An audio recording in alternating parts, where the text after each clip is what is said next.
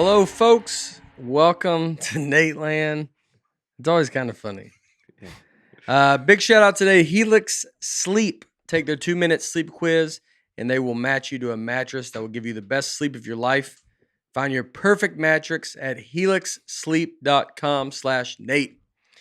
Welcome, everybody. Aaron Weber, Brian Bates, as always. It's been, living it up. I did shows, so Where at?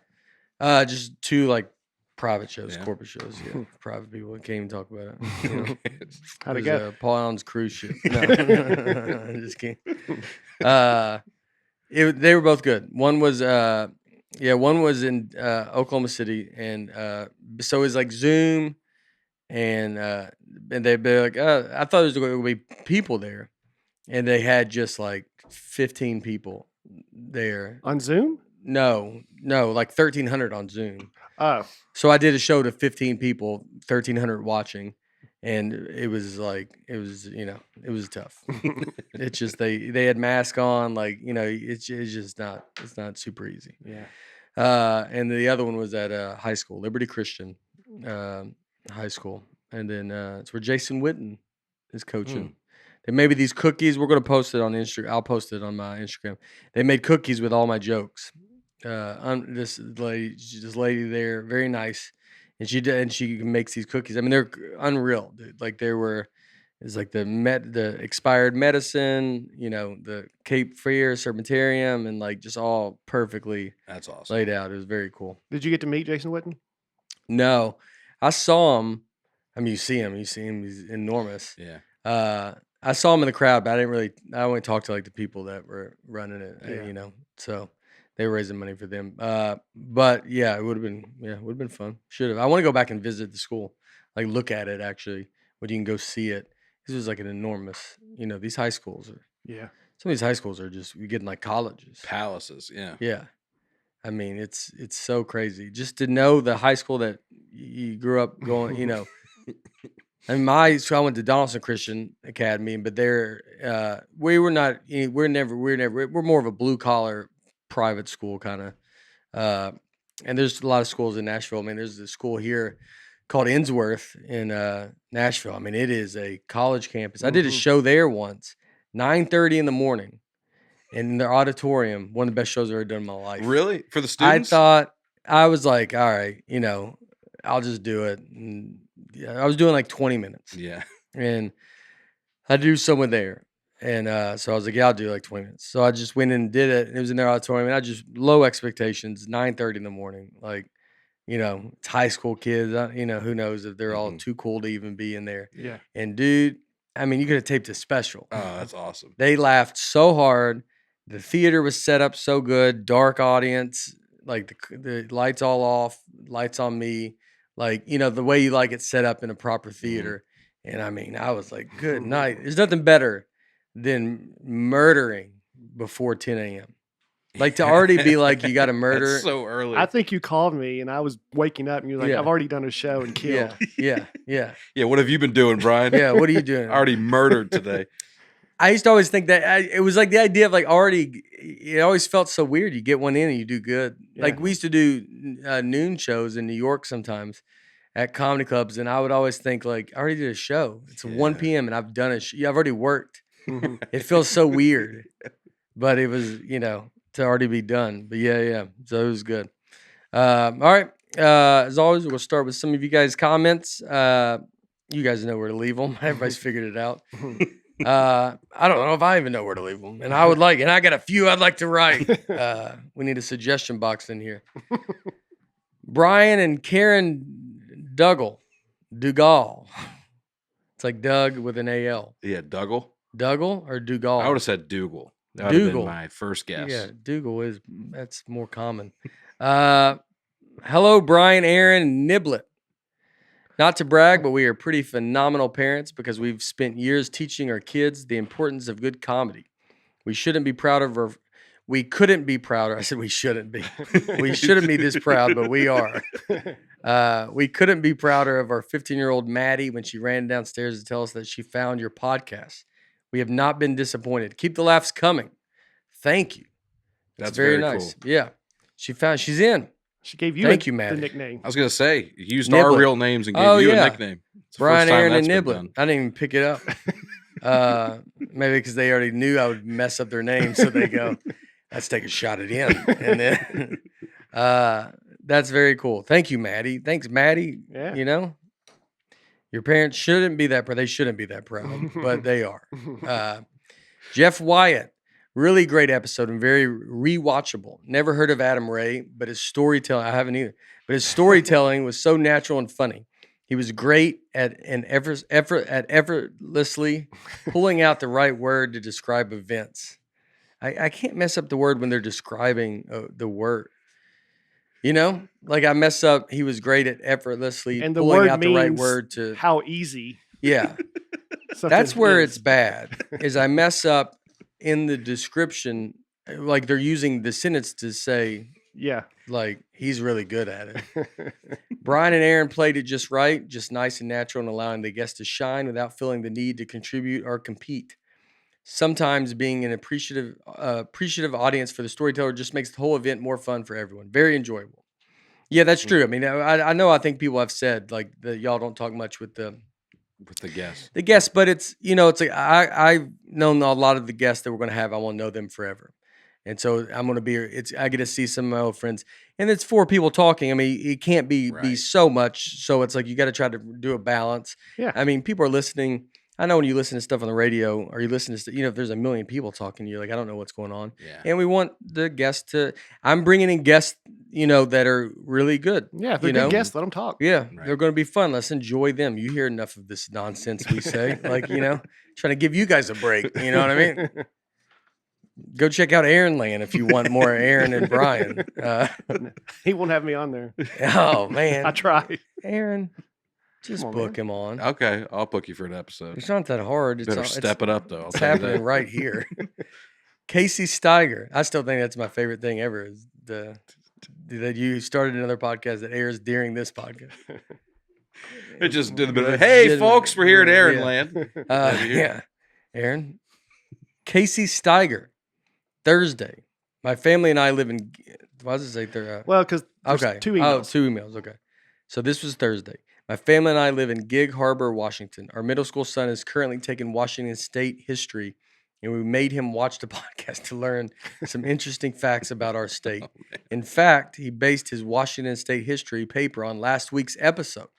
He almost surely will get an F, but it is well worth it in this case. We love the podcast. Keep it up.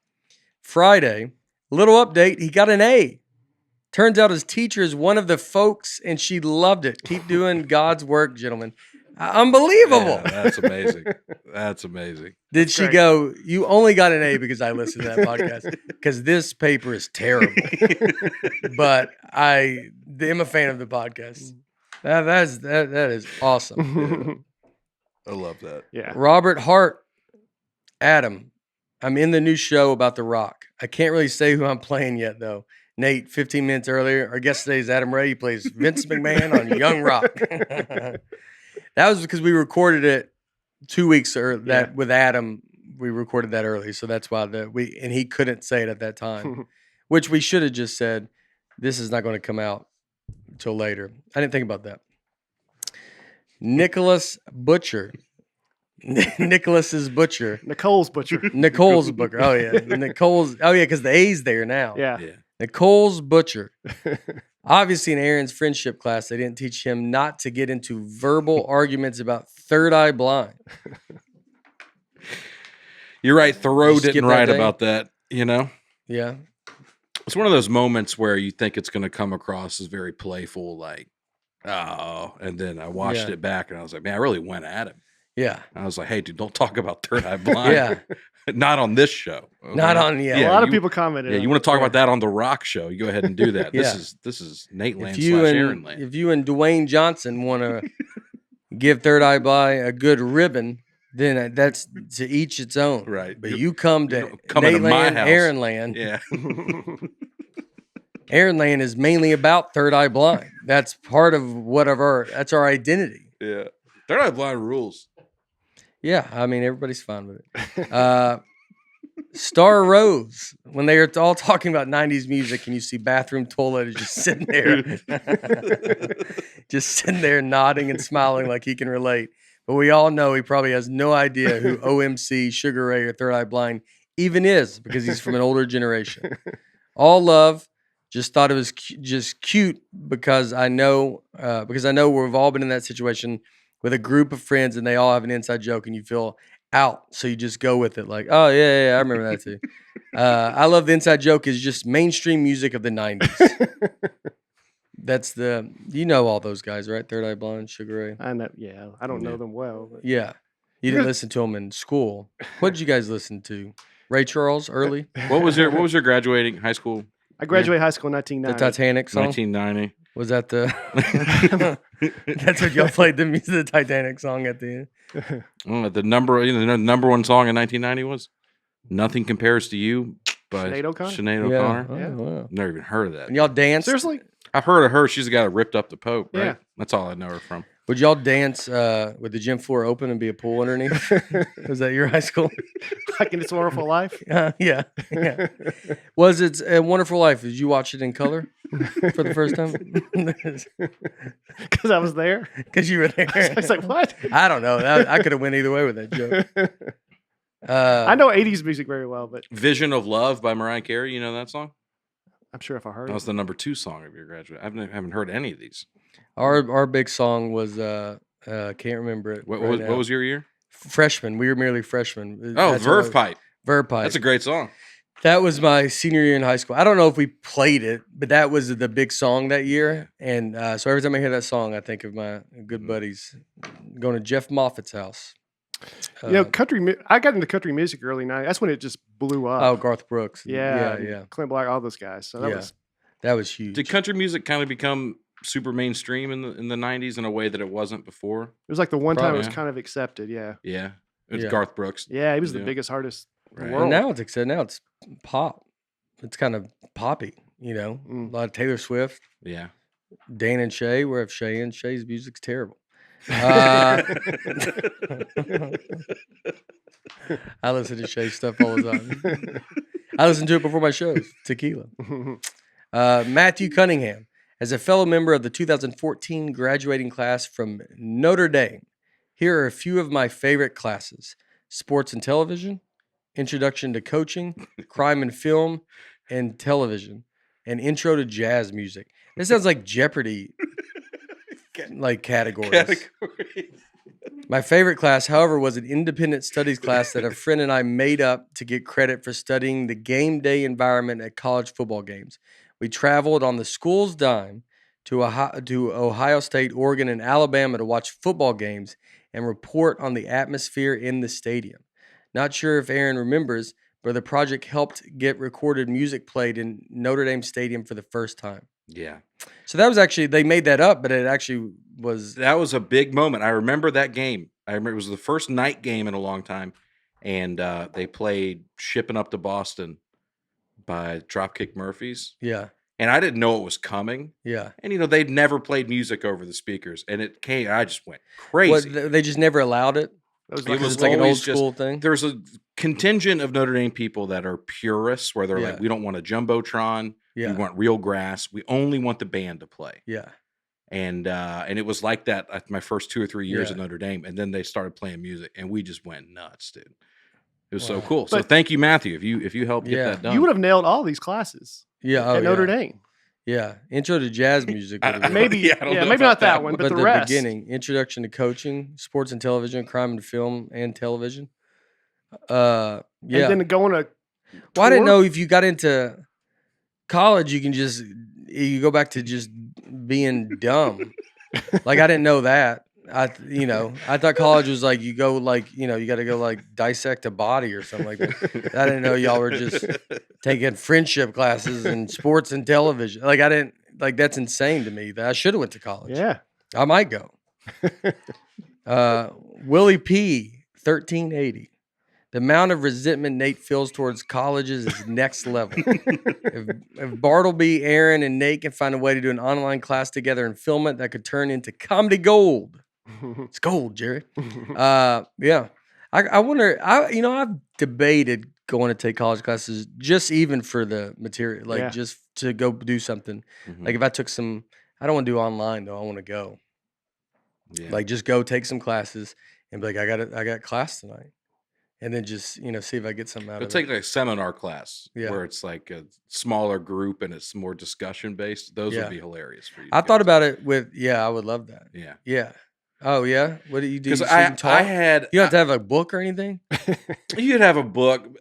I had, I don't even know if this is right, but I kind of had two different types of classes. One was the one where it's like a bunch of people sitting in like Yeah. an auditorium, Yeah. 200 or 300, whatever. Yeah. And then there were small ones where you'd be at a conference table like this and there's like 8 to 10 people. Yeah. And it's just talking back and forth.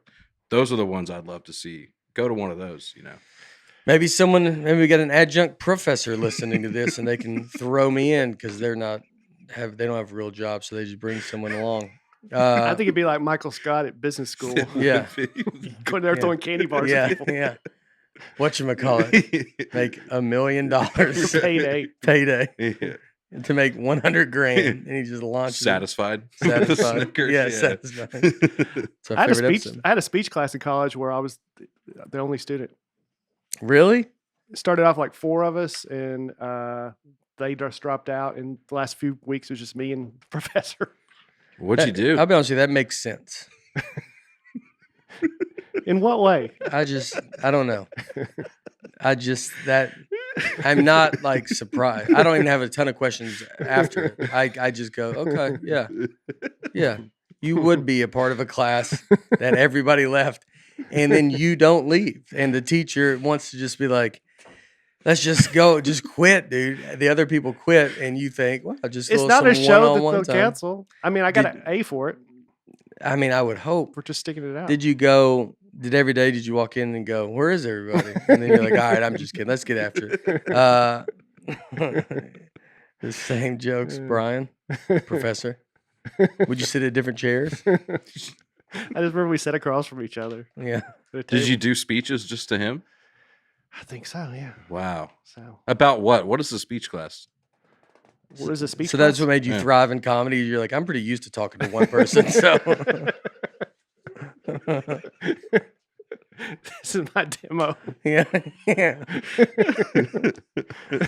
Show starts with 5, ends with 1. The rest walked out Yeah. during my speech. Yeah. I don't remember what we. Do you just kind of pick a topic and then you just prepare a speech about it? Yeah, I think so. Okay. I would have loved that. Yeah. I'll go to some. I should go to high school. Yeah, let's start. Let me Yeah. sit in there with Just dip your toes in yeah. first. Let's get in there. Yeah. Nicholas Alvarez. I live in Seattle and went to see Nate at the last couple shows he did in Bellevue, as well as the Moore Theater in Seattle. He kept starting to tell a story about performing there, but would distract himself and start talking about Tacoma instead. I've not been able to stop thinking about what the story may have been since Wednesday. Please let us know the story. He hasn't thought. In the podcast. On Adam's show. Yeah. What story was that? I don't know. I don't know. I'll go back and listen and see. Is it the if one I where the remember. fire alarm went off during the show? Was that in Tacoma? But you told that one. Yeah, I did. Yeah, fire alarm went off. We walked out with the crowd. Then you had to go back. Had to go back in. I told the Graham story with Seattle. Where did. by the dock? Yeah, about the Yeah, dock. Someone said that hotel, like Edgewater. Mm-hmm. I'll look back and see if I can remember. I don't know if I know, Nicholas.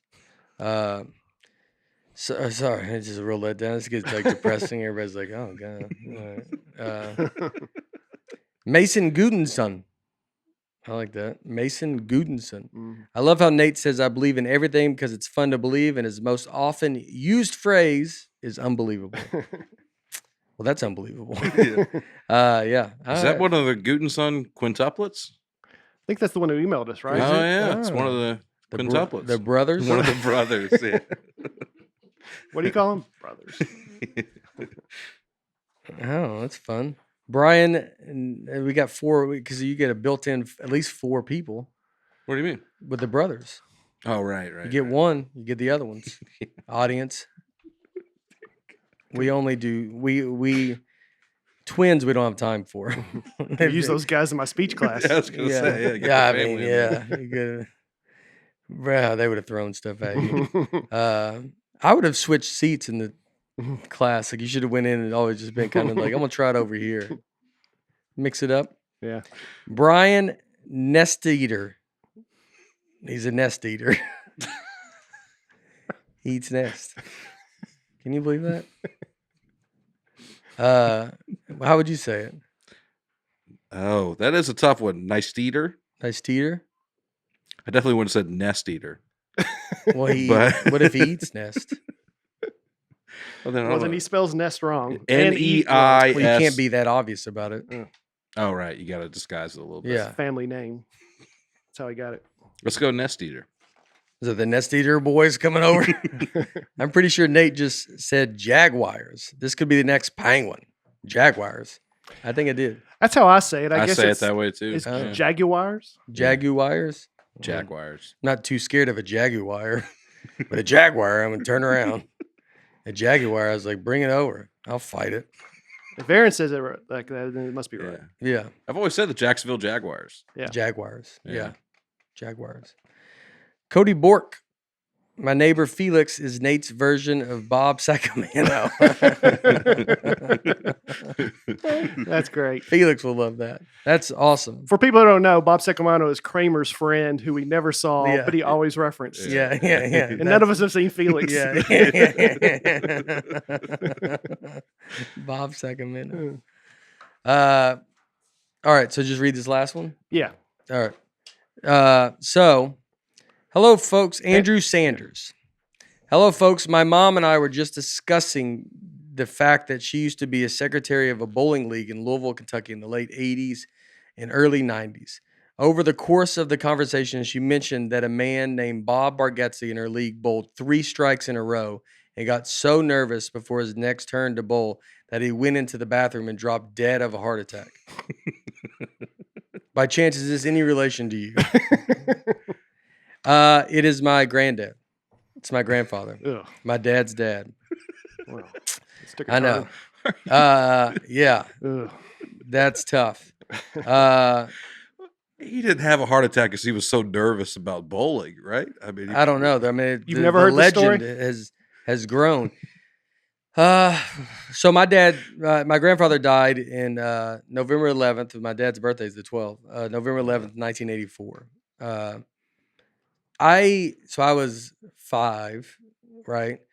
I kind of remember going to the funeral, but that's about it. Yeah. I don't remember ever meeting him, but I kind of remember going to the funeral.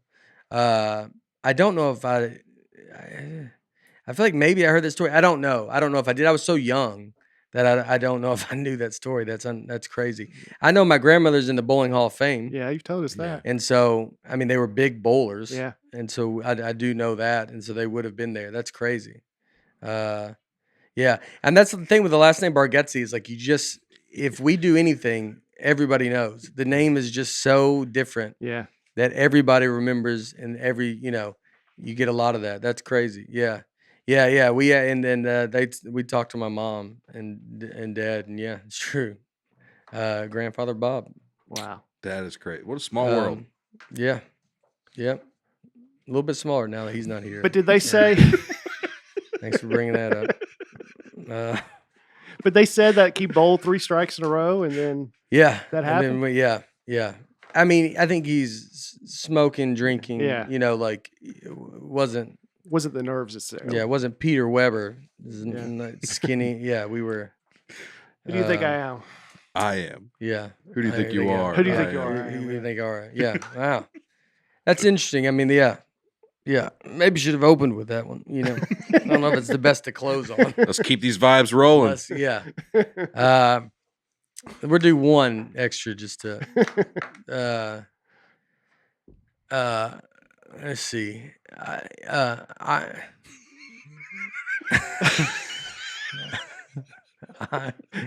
I am Andy Pruitt. I am Andy Pruitt. I was going to go, I am Mandy Pruitt. Yeah.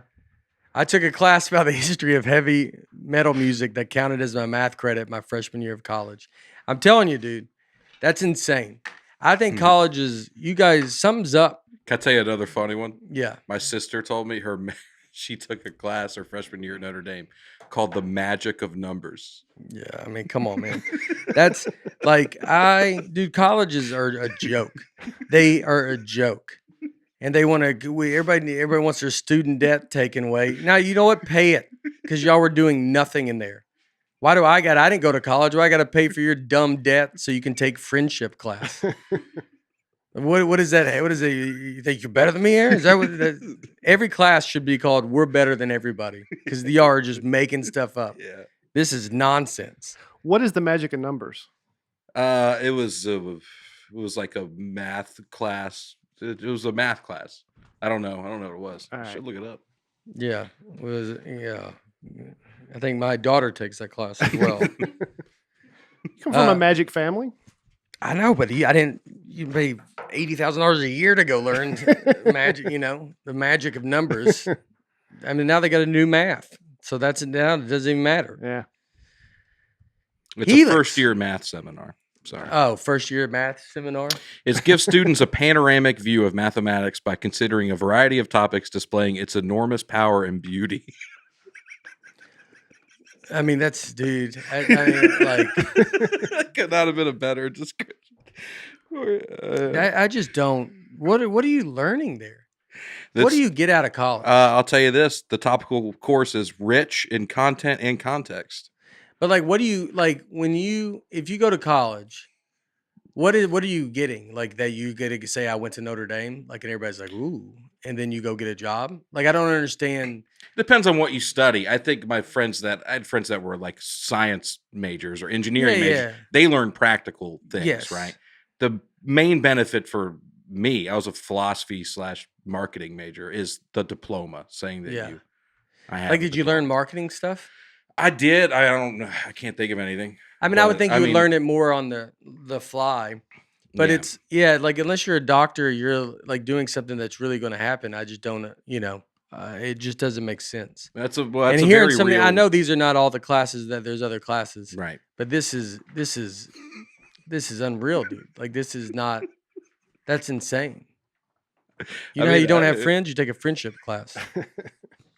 That's what it should have been. Why are we taking this class? Because you guys are going to need some new friends after you tell them you're taking a friendship class. Well, that's like the last comment from Casey Sharima, who's a local comic. There's another word that starts with DW. It's dweeb. I thought of that after Aaron talked about his friendship class. Yeah. That's fair. Helix mattress. We have a Helix Dusk Lux. I don't know. I messed it up. Lux mattress. I can't. We're not going to get anything anymore, dude. Just Felix on the Helix? Yeah. Helix mattress. We have a Helix mattress. We do have it. We love it. I know I mess up on all these words. We're sleeping on it. We've had everybody sleep on it. Every comics come in town, they've slept on it. All kinds of sizes, as I've always said. All of them fit. Nick to Justin. I mean, yeah, that's a 400, that's a full spectrum, 400-pound gap. Yeah. That we've had lay on this mattress, and everybody loves it. It's awesome. They have a quiz you take. It's just 2 minutes. You complete it, matches your body type, sleep preference to the perfect mattress for you. Everybody is unique, and Helix knows that, as we know that because we've had them all. So if you're looking for a mattress, take the quiz, order the mattress that you're matched to, and the mattress comes right to your door, shipped for free. You don't even need to go to a mattress store ever again. And as we've said, opening the mattress is one of the best things you ever get to do.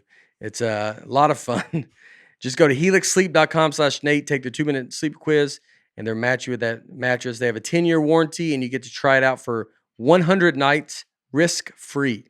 They will even pick it up for you if you don't love it, but you're going to love it. Honestly, it's a wonderful mattress. Helix is offering up to $200 off all mattresses, orders, and 2 free pillows for our listeners at helixsleep.com/Nate. All right. So, any other stuff you guys want to talk about? Family members of mine that are not here no more? Is there any fun surprises you guys are going to, throw at me? I thought my grandfather left a comment. I thought he goes, that was the last thing he did was he goes, I feel like my grandson's going to have a podcast one day. And they go, what's a podcast? And he goes, you will see. Yeah. He put a kill switch. Put a kill switch. Yeah. That's another really funny one. Yeah. Kill switch. To call wheels. There was a local guy who just died and he left his dog $5 million. Yeah. On the kill switch. Yeah. Did you hear that story? I just saw the headline. I don't know. Yeah. Well, how does that work? Well, he has a caretaker, and they got $5 million worth of money to take care of the dog. Oh, really? Yeah. And then who gets it after the dog dies? Because I'd be watching that dog. I know. I don't know. Yeah. It's a good question. The dog's going to have to set up his own kill switch. Yeah. You know? And the dog left it to the cat. And you're like, oh, no. And then they got to just keep killing all these animals. You go over his house, it's like a zoo worth of animals, and you're like, dude, this guy's just slaughtering animals, like just trying to get this 5 million. Because eventually it goes to him, and he's like, the work I had to put in, I don't know if it was worth it, to be honest.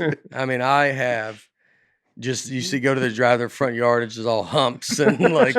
Really buried them? Yeah, really puts them out, and you're like, what's over there? It's like an elephant. Like, he goes, he had an elephant. He only left him $200,000 though. For some reason, the elephant couldn't count. Yeah, that's I did see that. So, all right, this week, so we're going to talk about video games. Because I was watching like the Eric that made the audio that we posted on. He made it music or whatever. What is it? Auto tune of the podcast. Yeah, it was awesome. Yeah, it was really good. Yeah. And then that's how bored he was. Yeah. He goes, he showed me that he's doing it, and I was like, and he goes, yeah, there's not a lot going on. I'm like, yeah, you need some stuff going on, dude. Like he had some downtime, and he's got a whole little studio set up in his where he cuts his hair.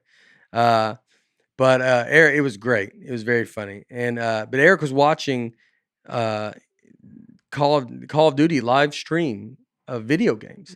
And I mean, there might be a lot of people listening to this that their kids are doing that and they don't know. My cousin Caleb, or my nephew Caleb, I mean, he's all about it. He does Twitch and whatever. I don't even know really what it is, but he sets it up. But these, I mean, dude, they're having millions of people, or billions. Caleb, you said billions, right? Like how many people are watching this stuff?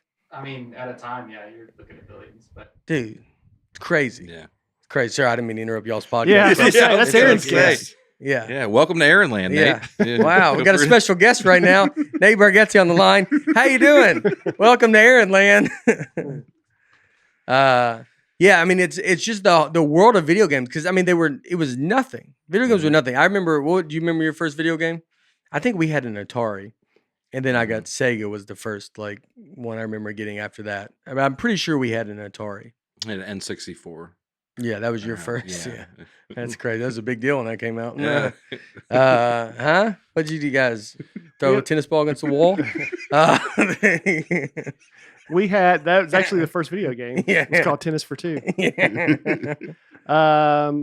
We had a Atari. Yeah. Like most things, we got it like a year after everybody else did. Uh-huh.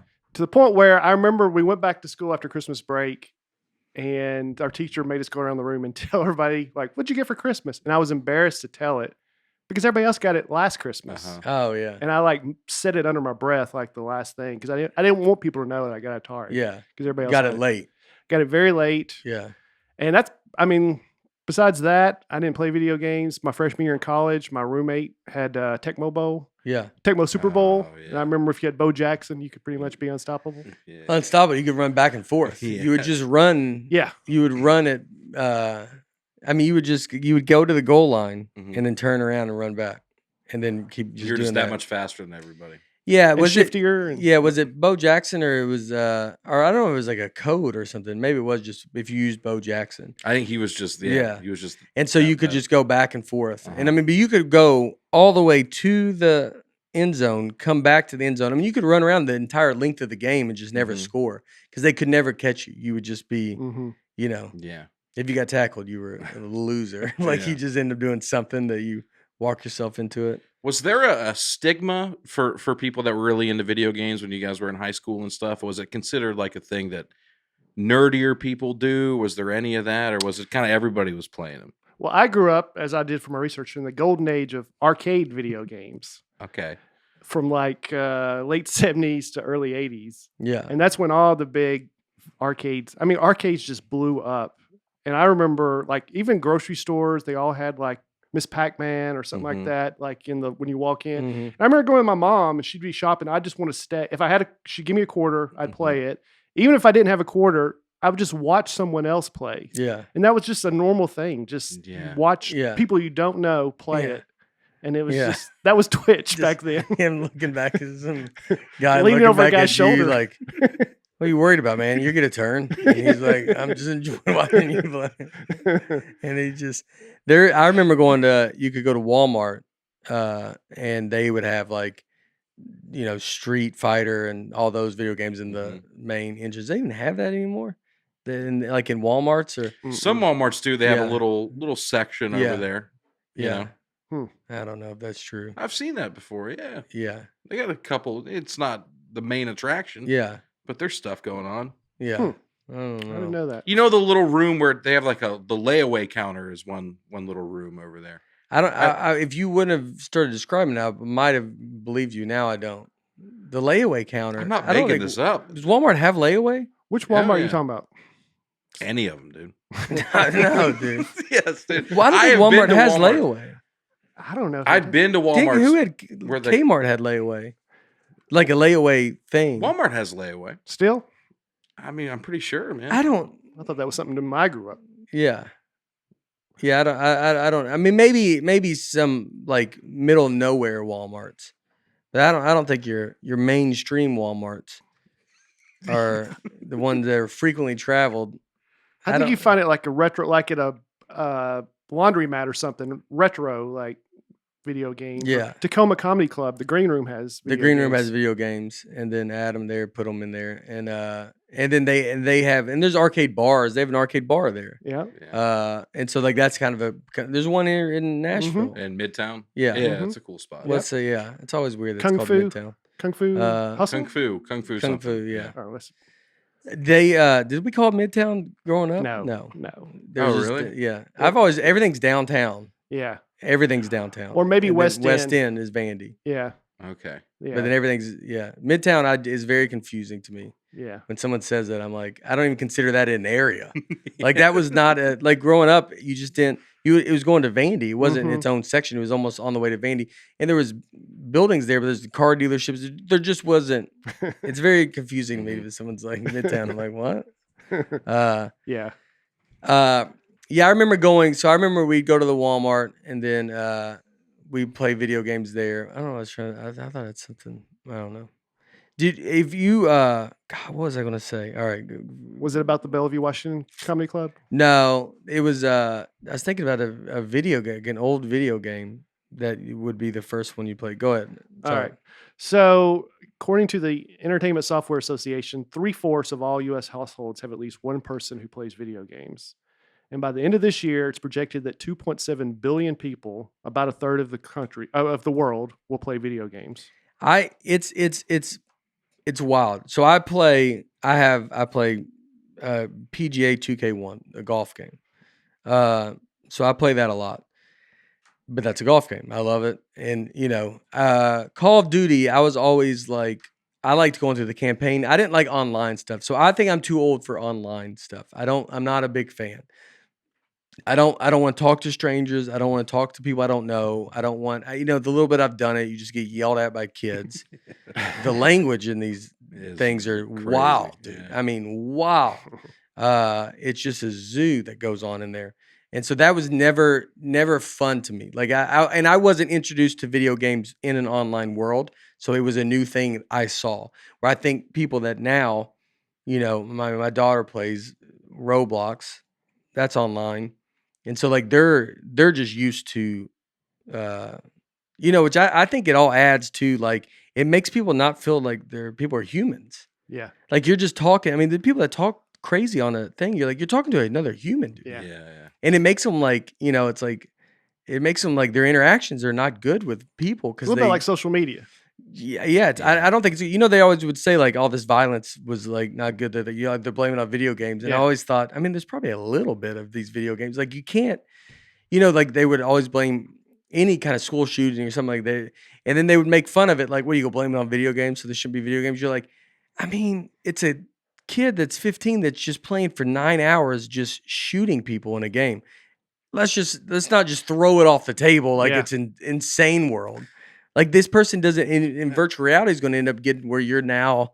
That's all you see. Like it's like I'm not blaming it on video games, but it's like I'm sure we could talk about it. Yeah, I'm sure there's a conversation that could be had. Right. It's pretty crazy. I did research, and there's studies that say it definitely contributes, and then there's another one that'll say, I mean, you can find anything to back your argument. Yeah. Well, that's true with anything on the internet, but there's just research that shows both things.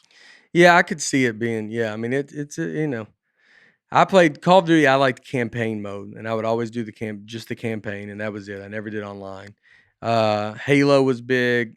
Halo was probably the biggest one. That was the first gigantic online big one. Yeah. My buddy was on it. My buddy Kenny was ranked high on it. He buys actually old pinball machines, but he would he'd rank it. He'd always be ranked very high. He played college football, which is coming back. Yeah, I would probably buy college football. That was very fun. Not Notre Dame. Did you see that? Oh, really? Why? Notre Dame they're saying that not until their athletes are compensated for their likeness being used. Oh. So they might not be in the game. I thought they are now. I don't know. I don't know enough about it. Saw Notre Dame will not be in the game. Yeah. Which is a little upsetting. Yeah. That's crazy. It's that music they play during the game. They don't have license to it. Yeah. That's right. Yeah. Did you ever see the Virginia Tech opening? What they do when they come out and play? It's maybe the coolest. It's the coolest. Sports, I think. Yeah. I mean, we can't play because it's music, but they play Metallica. Yeah, Enter Sandman. And there's a YouTube video of it, and you watch of them following the team out of the tunnel. It's pretty amazing. If someone like doesn't like sports, I'm just like, just go to that and then leave. That's the crazy. You see them walk. They walk over from like the locker rooms, and they come through, and they're just start playing Enter Sandman. The whole crowd is like going. I mean, dude, it's the greatest thing I've ever seen. I want to go to a game to experience that. Thursday night usually too. That's their thing. Oh, at night. I mean, just like, awesome, man. I mean, you would be like, just to feel that energy, dude. When they open back up, I would definitely go back. I want to go to a Virginia Tech game just to see that. The two coolest I've seen in person. Have you been to an Auburn game before? When that eagle swoops around. Yeah. That is pretty awesome. Yeah. You know who went to Auburn? Felix. Yeah. Yeah, he did. Yeah. Yeah. Sure he did.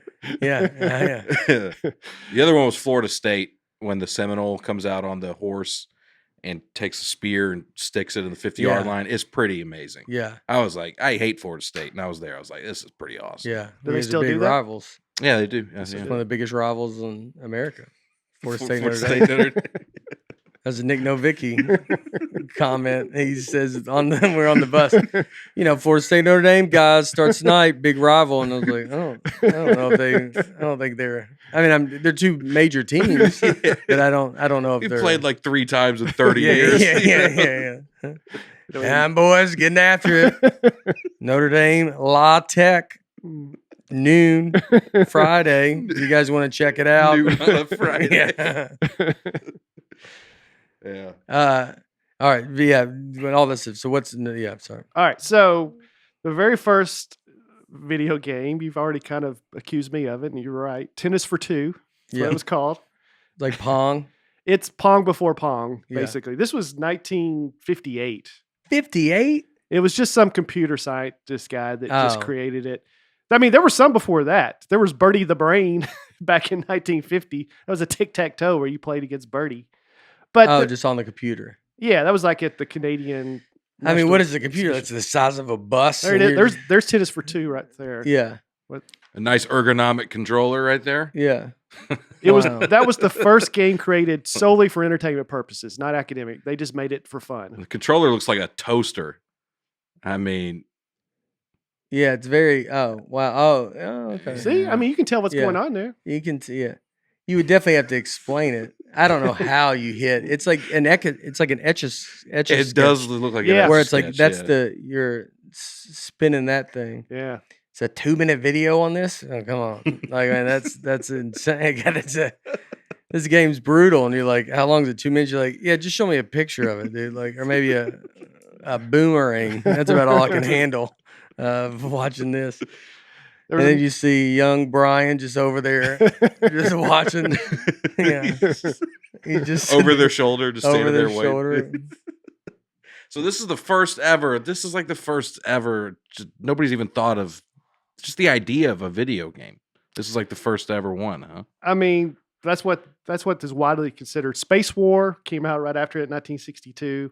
It's the first video game to be installed on multiple computers. You couldn't buy it, but multiple. If you found a computer, where would you have to go? NASA? No, it was at colleges. It was at MIT. The guy who invented it was at MIT. I mean, that looks pretty cool. And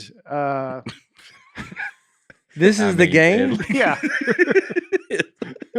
What are you doing? The game features 2 spaceships in a dogfight while maneuvering in the gravity well of a star. I mean, for 1962, that's pretty good. I think that if you played this game, your grandfather would come in and hit your TV because he thinks it's broke. Like that's what my grandfather Bob would just come in and just boom, something wrong with that. You're like, nah, it's a video game. It's one of the first video games. Technology through the roof right now. But that's like the game that put video games on the map. There's a couple. The first arcade video game was called Computer Space. It was kind of similar, 1971. The first home video game console was the Magnavox Odyssey, 1972. Came with. Is that? What is that? What is this? Sorry, this is the sounds of a computer space arcade. See, what does it sound like? I mean, it sounds like a good time. And there's probably not a mute button, and you got to listen to that. I mean, can you? Again, I'm impressed with it. Look at that. Brian's like, man, these graphics are pretty good. I mean, yeah. Yeah. I mean, they're. I could play that right now. Yeah, I'm not. I would be impressed at the time, but having to listen to that that sound. Even at the time, like 5 minutes in, you're like, all right. You're like, can we? Yeah. Is there a volume button? They don't even know that word yet. They go, is there a noise button that's noisy? Yeah. And that's Galaxy Game. That's the other first one. That came out at the same time. And that's on exhibit at the Computer History Museum. Oh. One of them still. Wow. Like an arcade. Yeah. Galaxy isn't that a big game? Well, a different version, Galaga and different things like that. So the first home console where you had multiple games was the Magnavox Odyssey. They had table tennis, ski, Simon Says, analogic, hockey, football, cat and mouse. Some fun stuff here. Submarine, roulette. I mean, roulette makes sense. Submarine, I don't, a submarine could be the space thing, and you make the screen blue, and you're like, you're underwater. And you're like, oh, is it the same as, they go, yeah, we just call submarine. And we sell them separately. You're like, what is that? It's the same as, computer space, but. Do you know, do these things come preloaded with all these games, or are the games bought separately like they are today? It came with them, I'm pretty sure. Okay. Yeah. So all these just got them preloaded into there. Yeah. Well, I mean, they had different cartridges that you put in. Oh, okay. That's how much would one of these cost? I don't know how much one of those would cost, but we had different cartridges like Ataris that you put in. If it got too hot, you blow on them. Yeah. Yeah. Well, that was even Nintendo. The introductory price for a Magnavox Odyssey in 1972 was $99.95. Is that $99.95? I probably would just say $5,000. Which is I was going to ask you, what do you think it's equivalent to? Is the equivalent of today like $500? $600 bucks. Wow. Yeah. That's crazy. Mm-hmm. Which is not far off from what the new consoles are right now. Oh yeah, I think they're getting nuts. Yeah, they're $500 now. Yeah, if you can find them, you can't find them anywhere. Yeah, most people think Pong was like the first video game. It was the first really successful game, and when it came out for Atari in 1975, it like blew everything out of the water. See, Pong is actually like playable. Yeah. Those last two games that we watch, I don't even understand what's happening on the screen really. The tennis one you can tell because you know what tennis is. Yeah. But those space games, it's like, what is happening here? You're just spinning around. Yeah. Well, I guess it was just made for like people at home. Like I mean, it's like guy at his office. Yeah, like a scientist at his office. That's like, oh yeah, that's what's going on. Like they're making that instead of cancer stuff. Like why don't they go? What'd you do today? Any stuff on cancer? You're like, made a star game. They're like, what's it? Made a what? Made a what? It's a game you're in space and you're on a star and another thing's trying to shoot you. And you're like, all right, yeah, that's cool, man. So cancer's kind of a big deal, though, like, I mean, so, whenever you get some time, it's not like they just flip a switch. It's probably spent 2 months on that. Yeah. Yeah. All right. There's some original Pong gameplay. Yeah, Pong. Yeah, Pong was good. Yeah. You can play Pong. Target would have on the floor a Pong game. You play with your foot and you just wave it. You move your foot. It's like a sensor. And you move your foot. Yeah, because I would play with Harper. Like they just have it on the floor at Target. It's like just fun. And you find it hard to believe that Walmart has a pinball machine, but Target's got interactive video games. Pinball and layaway. I have a hard time believing. I pulled up their website, dude. Look at the layaway at Walmart. Their season, it's the layaway season has ended. Yeah, they did in 1984. Yeah. I believe you. An alternative layaway is just still layaway. You can pay later. What was layaway? It was like you pay in later, right? You just pay a little bit at a time. Yeah. Buy clothes. And no. I think layaway means they put it away, right? Until you can pay. I wonder. I think we. I wonder if I asked my parents if we put stuff on layaway. It's big around Christmas season, obviously, which is always sad to me. Oh, because you're putting. People buying gifts for their kids and stuff. Yeah. And they, you want to go? I mean, Kid Rock would go. He went and paid for people's layaway, which is very cool. At Walmart. Yep. Oh yeah, did he go to Walmart? I'm pretty sure. Maybe I told you, dude. They've always had layaway. Told you, Aaron. I always see like people put. They always say they go buy people's turkeys. Yeah. Thanksgiving, and I just want to know how many did you get? Because there you go. It's that time of year. I think it's just completely made up, and they just want to be like I'm doing something because they're making an announcement. That time of year, let me know if someone can't afford a turkey, and I'll send one over. And how many are you sending? Yeah. How many people on Instagram are going? I know someone that they just want a turkey. I don't know how much a turkey is. I don't know. $15, $20? Probably more than that, but something like that. So it's not $1,000. Yeah. But like it's either 15 or 1,000. Yeah. There's some in between there. Yeah, not much in between. Yeah. But I don't know. That's the stuff that always just drives me. Like it's the idea of being, making this big statement. It's like, just do it, man. Just go to a soup kitchen or something. Be like Kid Rock. Go in there and $81,000 worth of layaways at Nashville Walmart. Yeah, look, I understand that people can't all go pay $81,000 worth of layaway at Walmart, but it's I don't know. He just went and did it. He didn't announce, "Hey, I'm gonna go do that." I don't think. I mean, somebody clearly found out. Well, of course, Walmart lets them know. I mean, Kid Rock comes in and pays for it. They're gonna say the story. Yeah. You're not going to not say the story. I mean, Keanu Reeves was always like paying for all these hospitals. He didn't tell anybody, but they find out, and then the story gets out. And so, I don't know. I just want to see that. I'm just saying, when people buy these turkeys, I just would love to know. I want, if they're like, none. It's the way they say it. It's that time of year again. If you guys need a turkey, let me know. If anybody needs a turkey, I'll buy you a turkey. I know Tracy Lawrence, country singer Tracy Lawrence, does a big turkey giveaway every year downtown, but it's with some charity. Yeah, but it's like, I understand that. Yes. Like giving, like it's like, I donated this thing. We're doing turkeys. If you need one, come down and get one. Right. Like that kind of thing. It's like, I just can't, I don't know. All right. I think that was a big mafia. People are trying to do good things. I think that was a big mafia thing too. I think the boss of the neighborhood or whatever would give out turkeys to the people at Thanksgiving, and they loved it. People that they extort. Yeah. Yeah. All right. So then the golden age of video arcades hits. 1978, Space Invaders. This comes on. It's the first game where you're regulated by lives instead of a timer or a set score. Interesting. Wow. So you could keep going, gaining extra lives through it. And it was the first game, or one Is of that the kid you get stuck behind Walmart that doesn't lose? So I mean, he would just keep playing. I mean, in theory, if you're that good, Yeah. it gets harder as it goes. Yeah. It was the first one, or one of the first ones, to track the highest score and keep it on the machine, Wow. which was a big deal. Mhm. Yeah. If you saw your name on a machine. Right. Yeah. Get the 3 initials. Your initials, Yeah. yeah.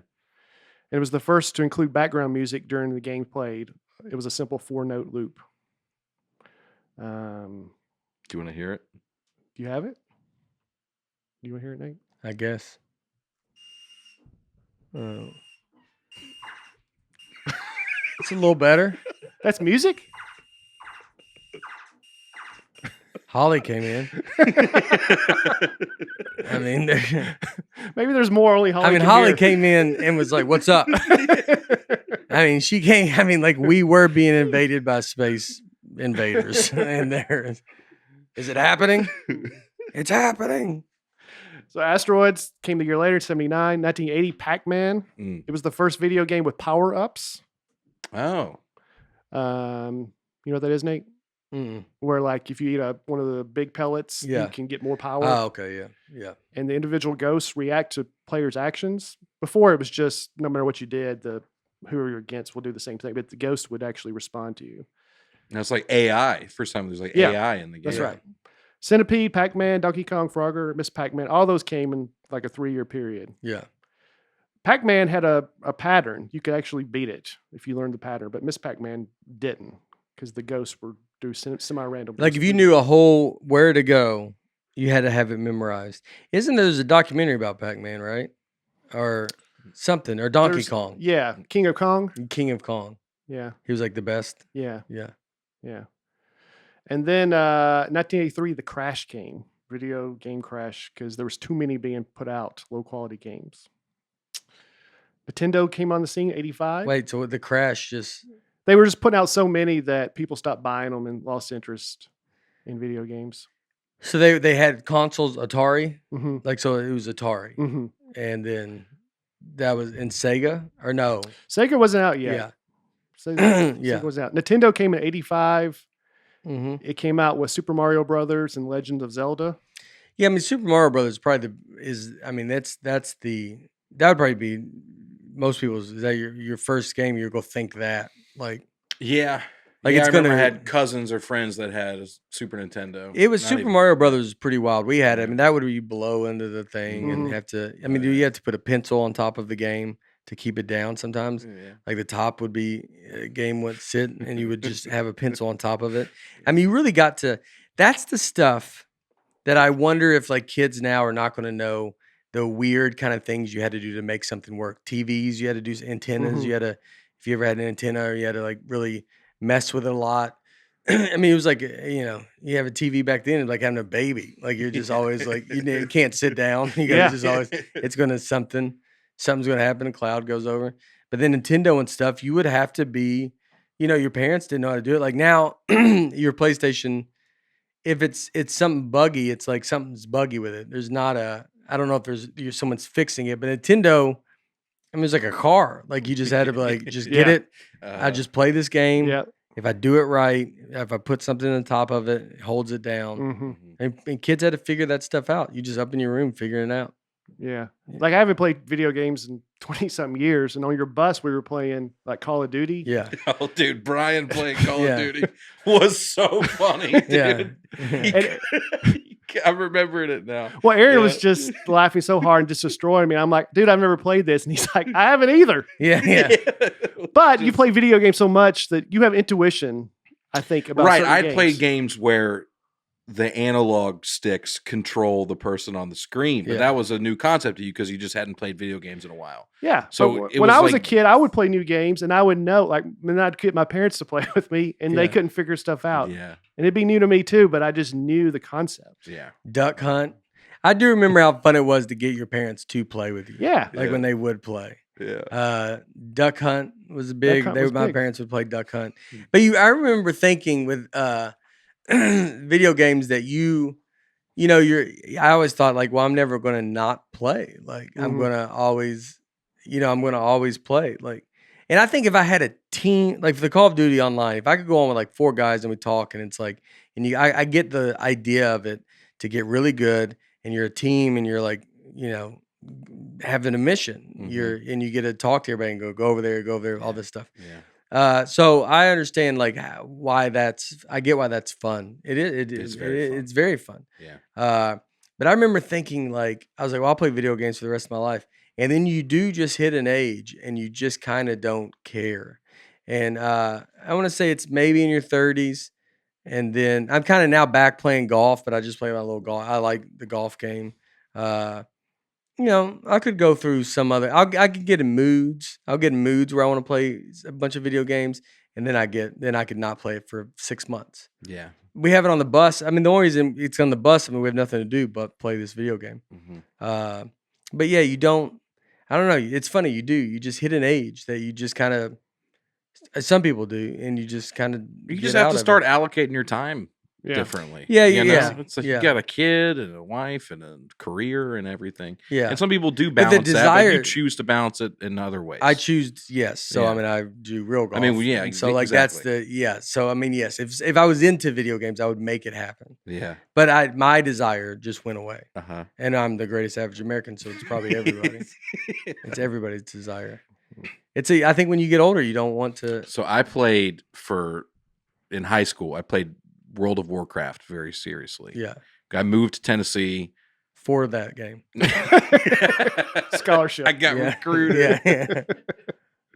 Now when I moved in the middle of high school, so I moved here. I didn't have any friends. I was just summer. I didn't know anybody yet. Yeah. So I just started playing World of Warcraft. You didn't take that friendship class. And I hadn't taken the class yet, so I didn't know how. And I was playing 8 to 10 hours a day, maybe more than that most days. And I was in a guild, like you said, like a crew of people that I knew, and I talked to them every day.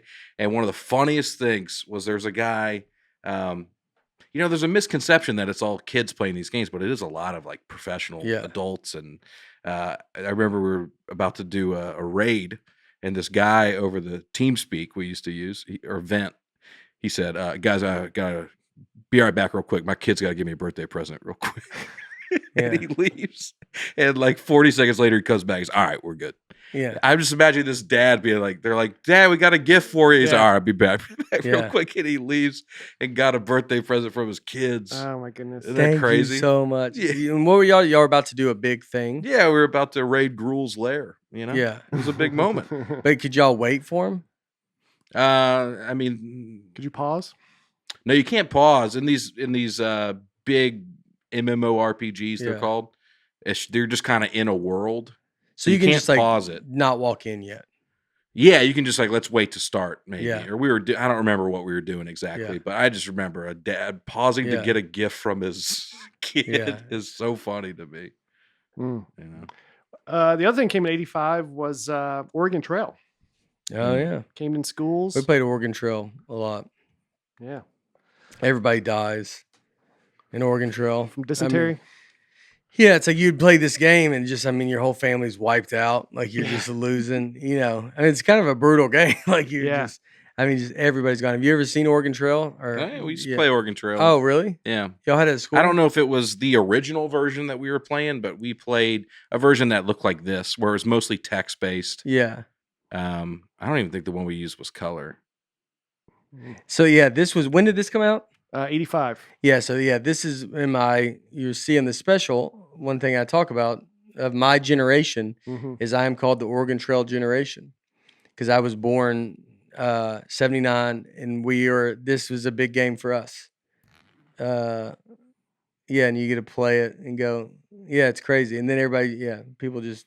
Would you play with like a group of friends around you and you all put your own names in? Yeah, you'd play it at school. You'd get a little time to play it at school. And then, I don't really remember. I remember really elementary school, I feel like. I remember you put in the names of everybody that's in your wagon. Yeah. It would be like a group of us. We'd all be in it. And then one of us would die. It'd be hilarious. Yeah. Yeah. All right. Then 89 Game Boy came on, and Tetris became one of the best-selling games of all time. Yeah, Tetris I never could get. I just like this is so boring. You don't like it? No. Tetris. I'm not the most mindless kind of gamer. Tetris was a game that I think people just wasting time. It was the first real time waster. I mean, I get you're putting the boxes and after a while you're like, all right, dude, I don't want to. I can't do this. I get it. What's the game they play on, Candy Crush? Yeah. That's zero fun. Yeah. I have zero fun. I have a game that I play this Bike Baron. It's a motorcycle game. And you control it. You don't have to move sometimes I feel too lazy to move my phone. If you play a game where you gotta steer it and you're like, dude, I'm not. Yeah. Come on. Just let me have some buttons. Yeah. I'm not gonna what am I sitting on a plane just next to someone just like, huh? And just like just sitting like that. What are you, crazy? Just give me the buttons. And this Bike Baron game, I've went through it. I've played thousands of hours of just like probably because I've had it forever. I want them to make a new one and they haven't. But it's just a very easy game that I'm going back through it now. It's a time waster. Just a mindless. Just a mindless. Yeah. I like mindless stuff, but Tetris never. It was. I never loved it. Maybe I'll try it again. There's a thing called the Tetris effect. You guys heard this? Oh yeah. It's when you start play it so much you start having thoughts, mental images, and dreams about Tetris. Like you'll see a bunch of boxes and you'll start thinking about how to line them up in a certain way, like on a supermarket shelf. And it like enters your thoughts and you start seeing images of falling pieces. You would think it would inspire a lot more movers. When Tetris was built, you should have been like, and we had just a gigantic amount. The moving industry was through the roof. Too many jobs. Because everybody had the Tetris. Because everybody had Tetris. Yeah. And they wanted to stack it. I can pack a car. Yeah. I do real life Tetris. And I'm great at it. We were on The Office. You want me to come pack your car? Are you good at it for real? Do you take pride in it? Yeah. I'm really good at placing stuff. I remember my dad would do that on car trips. He'd be like, everyone just bring your suitcase out. Yeah. And just sit it down. He's like, I'll do it. I'll do it. Yeah, I'll do it. Uh-huh. I'd love it. It's pretty fun. Yeah. Yeah. I think there's an episode of The Office where the white collar guys try to stack the boxes and they don't know how to do it right. Yeah. There's a special skill to it. Yeah, for sure. Tetris also has some health benefits. PTSD prevention. It's studies have showed you play it after a traumatic event, it blocks some of the recurrent intrusive memories that people are often left with.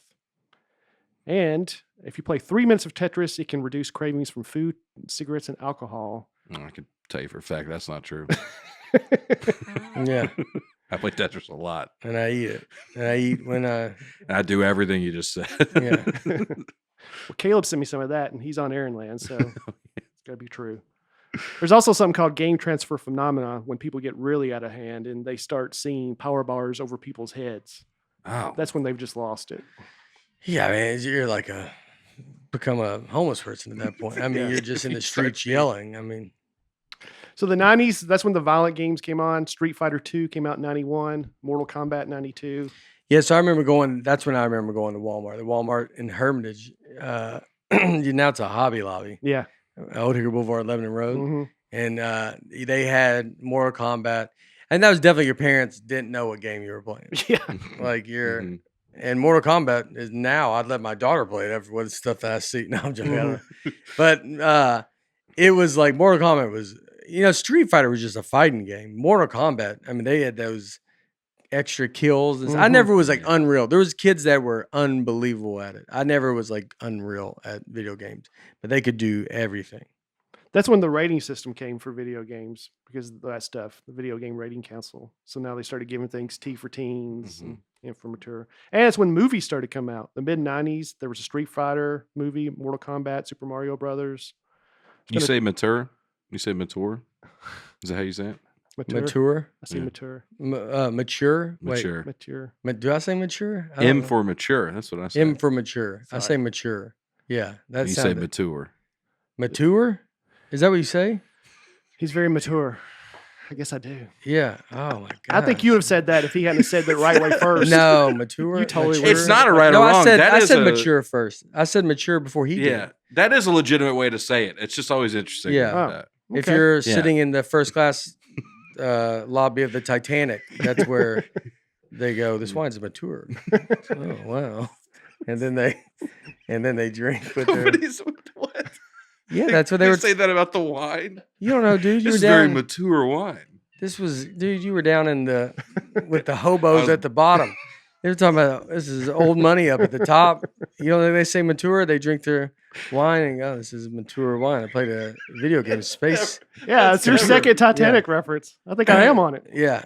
I got, I know, I just always, that's the only ship I know. If I knew another ship, I would do other. The Love Boat? Yeah, Paul Allen? Lusitania. This cheese is mature. I thought you said mature, and then when you said mature, I thought you were like saying a name, someone's name.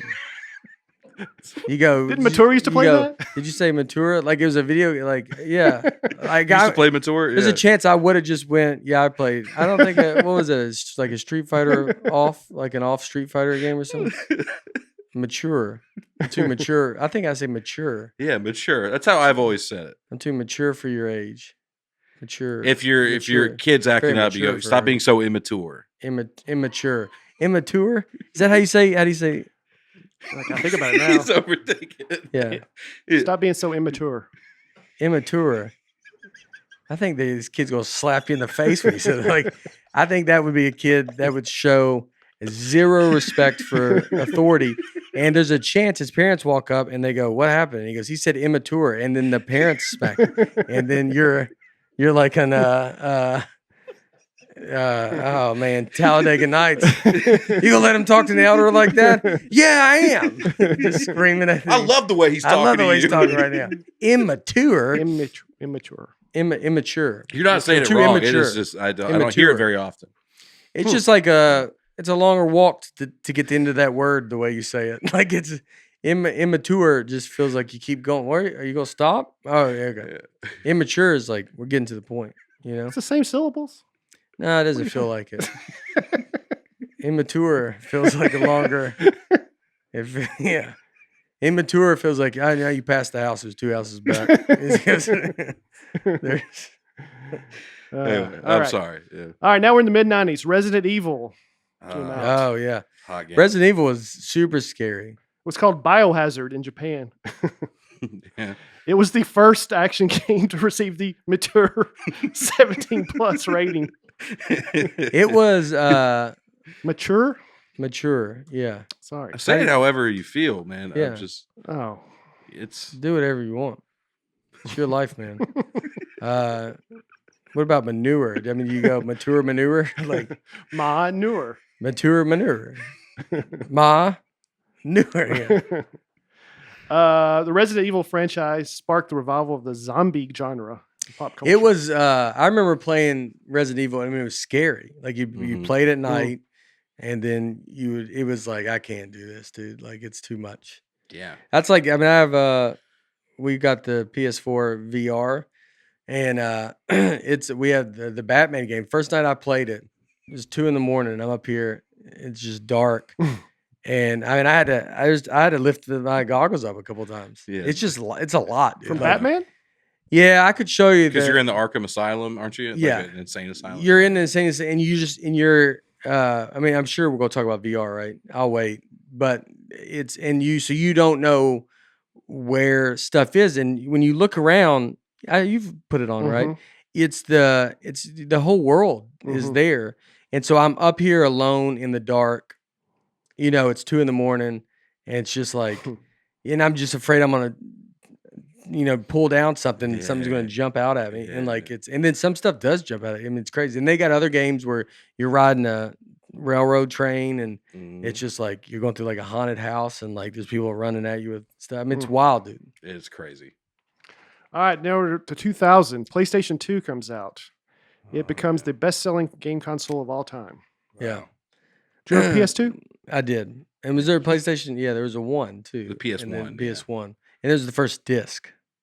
PS1 was the disc. And then you just skipped over first that. One I remember, yeah, was the PlayStation. Well, I mean, PlayStation 2 was so big. PlayStation 1, I think, was gray. And the circle PlayStation 1 was almost, it was white. PlayStation 1 was. Yeah. Maybe gray.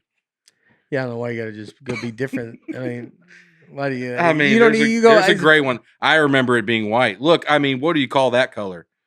I think that's a good compromise between what we just said. No, that was like I think that's half gray, half white. The main one was gray. How is that? What do you mean it's not the main? It's the main one? That's not the main one. No, look at that. That's bigger. That's like a travel one. Like that's a special PlayStation 1 launch. Yeah, it's gray. Yeah, you're listening, it's off-white. You're right. I mean, I don't think calling that white is crazy compared to it's black now. Way. No, call it either way. No, you can't. Not the PlayStation 1. It's gray. I'm colorblind, and I know really? It's gray. Yeah. In what way are you colorblind? You can't tell white and gray. Yeah. But besides that, he's good. I forget whatever. I mean, if I do a colorblind test, red, where you do reds, greens, I have trouble with browns. I'm being colorblind. I know that's gray. I guess you're right. That's gray. I guess you're right. I mean, it's not. It's not a guess you're right. It's just say it's gray, dude. Like it's gray. If outside of this situation, if someone walked up and handed it to you and they go, "What color it is?" You're gonna go gray. You're not gonna argue with the guy that it might be white. You had a white one in your head. What I mean is, I don't think it's crazy to call that one white, especially when the PlayStation 2 was black. It's insane to call it white when it's gray. So I don't. It's not that it's pure insanity to go like. Look, it's not pearl. It's not pearl white, but it is a shade of white for sure. It's gray. There's got to be a description of it. If you're listening at home, it's. If you're listening at home, yeah, it's white. If you're listening at work, it's gray. I mean, everybody's listening. So oh boy. If you're in the room, I'll keep going while you look. Yeah. So 2001 is when the Xbox came out. Yeah. It was unveiled by Bill Gates and The Rock at a consumer trade show. So long The Rock has been famous. Yeah. I was kind of surprised. Crazy. What was it? 2001. Slightly delayed for its release because of 9/11. Came out in November 2001. Also, right after 9/11, Grand Theft Auto 3 came out. I think I remember this. With the trade towers in it or gone? No, that wasn't this one. No. But they had carjacking, murder, and prostitution. Yeah. And it got blasted because it was right after 9/11 and people just didn't think that was good taste. Did you find it? I did. I found out. And like most things in life, it's more complicated than we gave it credit for. Wow. Not according to Nate. There is an original console called the PlayStation that was gray. Yeah. And then in July of 2000, they redesigned a slim version of it called the PS1 that was white. Yeah. So these are the two. So the first one is the gray one is the one I'm talking about. The gray one's the one you're talking about. That's the one that's the PlayStation one. That's what I said from the get-go. Right, that's the PlayStation. I was talking about the PS1. Yeah, but which is that? You telling me that's not white? Yeah, but I've never even seen that, dude. That's like that's not the one that no one thinks of on Earth when they think PlayStation 1. They don't go, "Oh yeah, the mini version they sold before they came out the PS2." No one thinks of that. Okay. Maybe when you grew up with money, so maybe you guys did, but I'm saying if you on the other side of the tracks where I lived, and we weren't all just going to Notre Dame taking friendship classes, and you're in the hard knocks of life. We had a gray one that was bigger. I think this is the one we had actually too. Did you walk over it with your pocket into your friend's house? You just had. That's how small it was. I'll bring my PlayStation over to the white one. The white one or the gray one? No, they're both. You had both. They're both white. Yeah. That's very mature of you. Look at that. Look at that. Mature. I've been working out in my head the whole time y'all were talking. Yeah. 2005 is when Guitar Hero comes out. Dude. Yeah. So I mean, I remember I never got into it. I guess I was like starting to trail off the video games at this point. But 2005, I started comedy. Yeah, you were doing comedy every night. I was doing comedy every night. Yeah. So Guitar Hero was huge. It became an alternative to karaoke. New York City bars start doing Guitar Hero night. 20% of children in the UK began learning to play a real instrument after playing Guitar Hero. Oh, wow. That's cool. There's no way. How do you get that stat? How? I don't know. On earth does that stat come about? 20% of children in the UK started playing instruments because of Guitar Hero. Where? I mean, you don't believe stats unless they back up your argument. I always say it's a stat, so who knows? But you believe we're just spouting off information. Theoretically, a music store were able to compare revenue from the year before Guitar Hero came out and the year after it came out. And they could compare, what caused this surge? It's probably Guitar Hero, right? But you would say there was a surge of people buying. Like you would say, we did better business after Guitar Hero. You would say 20% of kids started. I wouldn't just flat out like 20% of kids. You're like, is there 20% of kids? That's what you're saying. You asked every kid. You asked every. That's what you went around. And someone did. Who asked that? 80% of kids did not. So dude. How do they get these stats? What do they do? Honestly, that was from Wikipedia, and so I'll have to go check the reference. In Wikipedia. I'm not even. Yeah, go look up the reference. I would see what is that reference. I don't believe any of it. I'll look it up. It all is going to go to, well, this guy said it, to this guy said it. But I'm just saying, when they get these stats, who are they asking? Is there people that want to get asked, and then they just multiply it by how many people are there? I don't know. But Guitar Hero and Rock Band, that came on a little bit later, but both of those were big. Rock Band was the whole thing. Those games used to really frustrate me because I was better at the actual instruments than the game. Ugh. Yeah. And I remember playing against my friends who couldn't play the instruments. They were killing me. And I was like, I can do this for real, kind of. Is it, what about like bragging about that, though? Is that a good thing? You think? Like, is that, that's not bragging at all. I mean, is it not? You don't have trouble with Call of Duty. When I went in to get Osama in real life, I could always do that. It was super easy, not a hard problem. But then I go do Call of Duty, I just can't.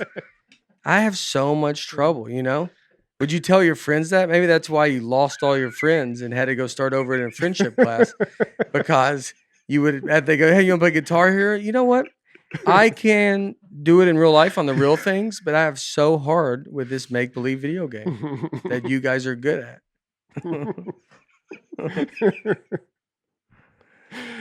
Should I keep going, or did you find that stat? Okay. You found the reference to it? I'll keep going while you look. Okay. 2006, Nintendo Wii came on the scene. Yeah. First time to do that. Sold for $250. Chad Ryden used to have a joke. Couldn't afford it. We don't call it Nintendo Wii. We call it Nintendo They, because we can't afford it. That's a great joke. Yeah. It helped people in nursing homes, helped people get enough to get exercise, but then it became injuries known as Wii-itis, Wii knee, and Wii elbow. So I never knew. I remember saying that. Who's playing this? Gamers hated it. They were like, "This is a joke." Yeah, they never took it serious. Oh, they never respected it. No, I remember doing it, but we didn't go buy it. I would play it at someone's house. Someone would have it at their house, and you were like, "Oh, that's cool. Like, it's fun." It was like you would do it for a couple seconds, and you're like, "All right." Yeah. Mm-hmm. I volunteered. We had to volunteer for my high school to graduate. You had to volunteer a certain number of hours. Yeah, we did that too. But sorry, I mean, I don't know if you're trying to imply that you're better than this. Well, that's why I framed it that way. I didn't want to go. I used to volunteer at this nursing home. Yeah, I could have said it like that. I did nursing. I great. Yeah, I got a fun story. Go ahead. But they got a Nintendo Wii for this nursing home. Mm-hmm. One of the younger people that worked there, and they're like, 50? "This is a great idea. Like, we're gonna get the Wii hooked up, and then you guys can play Wii with some of the people at this nursing home." And dude, they could not. I don't think anybody ever played that. They couldn't wrap their head around, like what you did on the controller affecting what happened on the screen. Like they never got over that. Yeah. I would not be surprised if they never figured that out. But it was just most are probably gone. But if someone held on, I mean, they probably figured it out. You should head back there and talk to them. Because they're 140. Yeah. I mean, now can you imagine them there now with the VR, and you're like, I mean, I don't know if you know what old people are, but we learned earlier. So I remember we did it. We would go to nursing home and for a senior, and go to the one right across from the Hermitage Steakhouse, right across from the Hermitage, but the Hermitage Steakhouse. There's a nursing home right there, and I remember going downstairs to talk to the old people in there, and the door was like a locked, like you're walking into a bank, like vault, like it was a big closed locked door. And I remember just being like, why are they locked? Are they in prison? Are these the bad ones? Like, it didn't make sense. And so we'd all be down there. You're talking to them and stuff. And then when it was time for us to leave, you would start walking, and some of the older people knew when we were going to leave. So you would see them get up and start walking to try to time out with us. Mm-hmm. So they have to be, when we're like, all right, 10 minutes left, you see like someone get up and start heading to the door because that's how long it takes them to get to the door. And then you would do it and you'd have to like just get out like you're trying to keep a dog back. Like you're just like, sorry. They're trying to escape?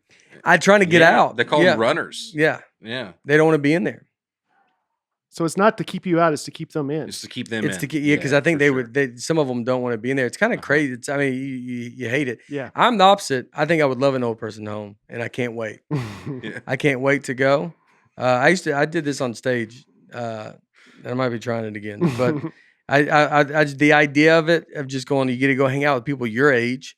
They have 3 meals a day. You just. It depends on where you go. Now, if you go to the nicer, not a nice one, I understand that it's miserable. Yeah. And if you go to some of them, they're real communities. Yeah. Mm-hmm. But I guess, that's retirement community and nursing home are two different things. Yeah. But yeah. Right. Yeah. 2008, Grand Theft Auto 4 became another big problem. Mm-hmm. You could drive drunk in this game. So Mothers Against Drunk Driving petitioned to have the game's rating changed. Yeah, Grand Theft Auto was a huge game. They just did whatever. Got in a lot of trouble. It's still going. Yeah. How many are there? There's some tons. All these, there's tons of them. There's 5, right? GTA 5 was the last one. It's Aaron quick episode. Aaron Land quick episode. Yeah. Just hop in. Microsode. Apologize. How you doing? Helix Mattress brought you. Aaron Land today is brought to you by Helix Mattress. Make sure you do it. Helix.com/Aaron Land. Yeah. The next year, Call of Duty Modern Warfare 2, another big problem. The no Russian part of the game, where you're a CIA operative and you undercover a terrorist organization, and you're required to carry out a mass shooting at Moscow airport. I played that one. I didn't know that. It's crazy. Yeah. I played it, and it's the campaign mode. So I love the campaign modes. Like I would buy the new Call of Duty and play the campaign mode. I think I just did the last one. I just always enjoyed that. And I would never like when some of them they would do like you'd go like old timey, like you'd be like in Nazi Germany or something, or World War II or one, and all this, and like those I didn't like love, but any sniper one was the best. And then that one I played that where you go in. They ask you before, like here's a part you can either skip it or not skip it, and of course you're like, well, what is it? And you go in. It's just you're just having to shoot up people at the airport, and like because you're in with this terrorist group, and even in the game, I would shoot because if they see you not shooting, then they turn on you, so you kind of have to shoot. Yeah. But I would just I think I would shoot around people, and I just never really shot. You just miss a bunch. Just even in a game, it feels crazy. It feels it feels awful, and then so you would just do it. That's good that's in you. Yeah, that instinct. I play this. My favorite game of all time. I played Red Dead Redemption 2. Yeah, and Soder. It's a big. It's Soder loves it. Such an unbelievable game. I would be 100 hours in and be like still amazed by it. What is it? It takes place in like the year 1900 in what is essentially America in the Wild West. You're in this gang and you're an outlaw, and you can, you're rewarded for holding people up and killing, and being an outlaw. Yeah. And there is part of me, even though I feel weird. Yeah. Robbing an innocent woman. Yeah. And, you still did it. And this is like a Jeffrey Dahmer interview afterward. He goes, I never liked it, but I did it, I didn't want to. The voice in my head. Is it like a Grand Theft Auto open world? Open world, yeah. See, open world was I want to be like. I love open world. Huh? What does that mean? You can do whatever you want. Grand Theft Auto was it maybe the first open world? Was it? I don't mean to jump into I don't know. Aaron Land, but it was one of them. One of them. One of the first ones. Yeah. Yeah. But GTA and Red Dead are made by the same company. Yeah, it's a Rockstar, right? Yeah. So you could go anywhere. You can do anything. You're literally just in a huge world, and you can go wherever you want in it. And so, what's the end? There's no really end to it. There is a main storyline that you progress through as you do certain things in the world. Yeah. But it's up to you how you want to get there. You can spend as much time as you want doing all these little things. Yeah. Yeah, I remember. So Soder loves Red Dead. I believe it's Red. He's big NCAA. Soder, Dan Soder. He has comedian. Some people might know he has HBO special. And one of my best friends, he did. So Soder plays NCAA football. Still plays. Oh, yeah. This is he loves Red Dead. He still plays NCAA football, and he's a coach. And dude, Soder is starts joining these other teams, and so you can recruit. You can do all that stuff. And dude, he is in, and he's on. I mean, it's been forever. But he went to Vanderbilt, and he called me and he goes, I just got hired by Vanderbilt. And then he built Vanderbilt up he goes into these programs and just builds them all up and has to recruit. And like, it's a story, because you're creating a storyline in your head when you're kind of doing that. I do it with the golf game now. I can still play it. And like, I'm on the tour. Did you make yourself in the game? Yeah. And then I'm on the tour. And so I'm going through the tour, I'm playing it. And you got to make these, sometimes you don't make cuts, especially the hard level where you're playing. It is super hard to play it. I got when I played on the easier level, I was like a plus 15 handicap, which you would be 5 times greater than Tiger Woods was ever. Not, I don't know, 5 times, but he was like you'd be so much. Tiger Woods would be a joke about how good this person would actually be in golf because it's a video game. Yeah. And then I started playing on the harder level and dropped to now I'm like a plus 6 handicap, which is now I'm like a regular golf pro. Like you're just like if I was a professional golfer, like that's kind of the best ones are at that level. But it was crazy that much of a drop off with just how hard it is. Yeah. Also in 2009, Angry Birds and Farmville came to the 2 big huge games. 2009. Phone. Yeah, I did Angry Birds some. What was the other one? Farmville. I think my mom, my aunt, my sister, my grandmother, I think they all played that. Time magazine called Farmville one of the 50 worst inventions of the decade. Really? Why? They just says it's mindless chores on a digital farm. There's like nothing to it. Yeah, I know, but it was huge. Yeah, but Tetris was huge. And why don't they call that mine? The Farmville effect? Was there the Farmville effect afterwards? I didn't attack Tetris, and then why would they attack it? That's almost, you could go, who wrote that? Time magazine. You could almost, that was the moment like the media got real mean. I bet it is. Why would you write an article about that? Is it, how many people are playing Farmville? Everybody in the world, who cares? And they're going, one of the worst inventions of life. Yeah. It's mindless chore. Like one of the 50 worst inventions in recent decades. That's what they called it. Right? Why would you? This is the moment the media turned, dude. Could be when they went after Farmville. I'm just saying. Well, why would you write that mean of a thing? Why don't you say that about Tetris? Mm-hmm. What is Tetris? This game changing. People are seeing blocks in a grocery store, like a bunch of turns people into maniacs. Yeah. And then Farmville, you're going to go after one of the worst inventions in a decade. I don't even know what it is. It's a dumb game. Mm-hmm. That's crazy, right? No? Maybe they wrote that about, I think I just lost my mic. He lost good. What? Oh. Unplugged it a little bit there. I always thought your mic was off. Yeah. Did you find out if 20% of kids in the UK? I couldn't find that stat. I did. I already X'd There you go. I couldn't find it. All right, I'll find it for. I mean, it was on Wikipedia. I'll find it and we'll get back to I'm curious how they did that. I don't know. They don't do it. They just make it up. Throw it out and know. And we're the first people to go, hold on a second. Let's look into that a little bit. Who are looking these up? I'll research it. Who's looking this stuff up? It's got to be us. It can't be. It can't. No one's going through. You can't ask these kids. Now, if I'm supposed to take everything as a broad kind of like, probably 20%, like it's kind of a broad stroke, like, we're just guessing. It's fine. But they don't write it like that. They write it as like fact. It's 20% of kids. Mm-hmm. And then like, that's the thing that I have a problem with is just going like, who is figuring these stats out? Mm-hmm.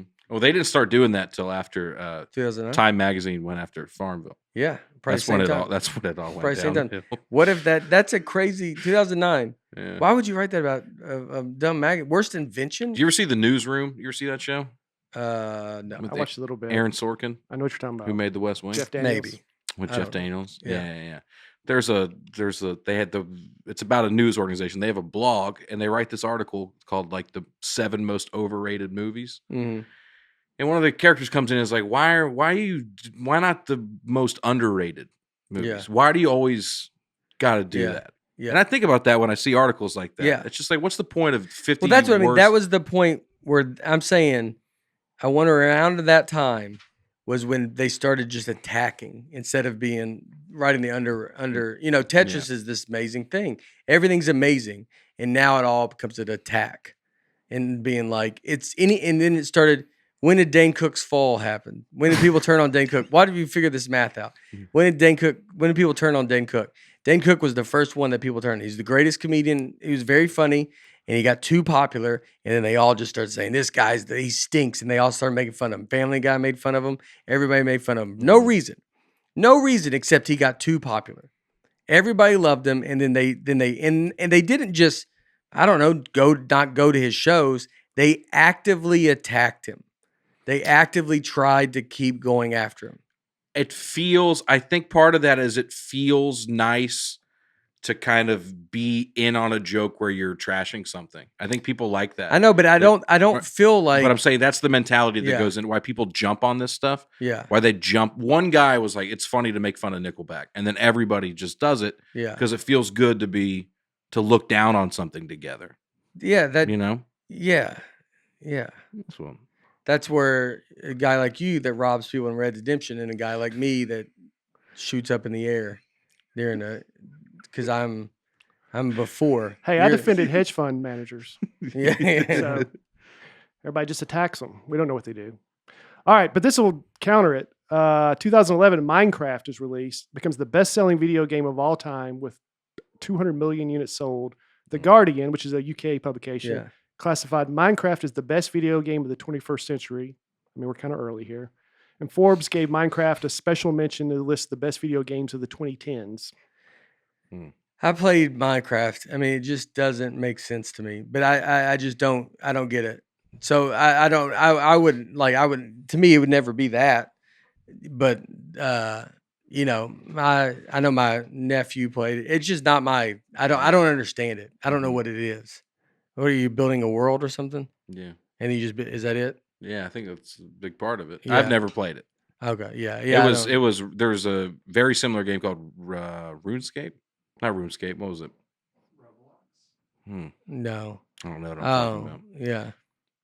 Yeah, it doesn't matter. Well, let's be quiet. Think about it for a little bit here. Let's quiet down, I would never play. I would never. But I used to love playing SimCity and games like that. Those. I think about SimCity a lot. Like, I'll move. I'm making him adjust the camera because I moved, and like, you're gonna do that. Then I'm like, actually, it's not as comfortable as I thought it was. So just hang on back. Anytime I move, I move a lot. I think about SimCity a lot. Like, I'd want to play that again. Like, you create like another world, and it's kind of fun. Mm-hmm. I just think about playing it. I don't think I ever will though. It's still fun, dude. You play it? Like 2 years ago, I went and got SimCity 2000 on my laptop, and I just started playing it again. You started playing again now? No, I played it in 2 years. I played it for a while, and then I was like, I have to cut this out of my life. Yeah, it's too much. Is that when you moved? No, this was like you didn't have any friends. That's why I stopped playing World of Warcraft. It was I can't be this. I can't. And you signed up for a friendship class, and you walked right into Notre Dame University and said, "I'd like to go." He goes, "I'm embarrassed to even ask this, but is there a class where I can maybe make some friends?" And they go, "Is there?" It's one of our main things. I feel dumb even saying that loud, but is there a class? Is there like a class I can make some real human friends? Fraternity? Yeah. No. No, not that. Like a sweeter, like I'm going to talk to these guys for a long time kind of class, And get credit for it. Yeah. The people in that class actually we kind of became friends all of us. You talk to someone still in that class? No, all through college. It's like we still SimCity? did. I don't talk to him anymore. It's just like your SimCity example. Like, how is it, dude? It's still amazing. When did you play it last? 2 years ago. No, because I played back and played the old SimCity 2000. It's not like I played the new one. Yeah. I'm saying the old game that's 20 years old now is still great. Mm-hmm. You know, when people always play old games, like sometimes, now you can buy those old video games and go play them. Mario Brothers is the only one that holds up for me. That's kind of fun to do. I've gone, like, I always think someone's like, I bought, Soda takes stuff on the road. He always be like, I got these games, got these old Atari games. Like, I can't, after you see what's out, you can't go back to some, like, Zelda. You're like, oh, get out of here, dude. Zelda was a huge game. Mm-hmm. Did you? Legends of Zelda? Yeah. I mentioned it. Oh, yeah. On the Nintendo when it. Yeah, it was like one of the biggest ever, too. Yeah. Yeah. I'll say the N64. When I was in college, N64 was big. Everyone just kind of had an N64 right there. Mm-hmm. And those games aged so well because the graphics were never meant to be realistic. They were always cartoony. Yeah. And then you go back like a PS1 game where they're trying to be realistic graphics. Those look terrible now. Yeah. But the N64 games still look okay. Mm. They aged better. Yeah. All right, now we're I mean, that was like, someone like you have someone that works in N64 that's still, the way you were like, you're the guy that's like trying to sell it to me. Yeah, and the 64-bit processor actually allows you to play. Like I'm at GameStop. I'm like, all right, man. Yeah, well, I just GameStop's back up, by the way. Is it? Not even close to where I bought in, but it made Where's a it at surge. It was at like 130 the other day, nice. up from 50. All right, so we're coming back. Holding on. Diamond hands? Yeah. Diamond hands still, dude. You're at you're at 150. You're still. I bought it at 325. Yeah. So I'm a ways off from breaking even. But you're diamond hands. That's right. When do you ever, but if you have diamond hands, when do they ever, does it end? Will you sell? For me, never ends, dude. I know. So the money just disappears when it goes to zero, then it's gone. No, I'll sell when it gets to 10,000 a share. When it gets that high. Yeah. An N64 starts being sold at GameStop. That's right. Dude, they should do that. I think they do. Anyway. 2013, Grand Theft Auto 5 comes out. It becomes the second best-selling game of all time, but more controversy because its depiction of women. There's a mission that requires you to use torture equipment in a hostage interrogation. So he gets upset. Lindsay Lohan sues them because they say a character is based on her likeness, but it got dismissed. Based on all of our likeness. I mean, you feel like you could get any character. A lot of comics would do voices in Grand Theft Auto. Really? Mm-hmm. I think Nord was when you on just it, pulled up like, Dane Cook, he was on there for Grand Theft Auto. Oh, was he? For one of them. When was Adam Ray did World of Warcraft. Oh, yeah. By the way. Oh. Should have asked him about it, but I feel like we didn't really hit it off that well. Yeah. Well, you went after him so hard. Yeah. You owe him an apology. 2016, Pokemon Go becomes a big thing. It was an April Fool's joke and became a worldwide phenomenon. So that when people would go find stuff in real life. Yeah. That's augmented reality. Yeah. So they, I remember, where I remember seeing people going crazy and finding these Pokemons? Omaha, Nebraska, which I will be at sometime. If you go to my website, I got clubs. Yeah, I'll be in Omaha. But I remember because Omaha has it's upstairs, the club is, you can walk out on like a little balcony. And I remember looking down and just watching kids go try to find Pokemons. I think kids got hit by cars. Yeah, I was with you on that. Yeah, and there was just girls walking around in like a little shopping area. Yeah.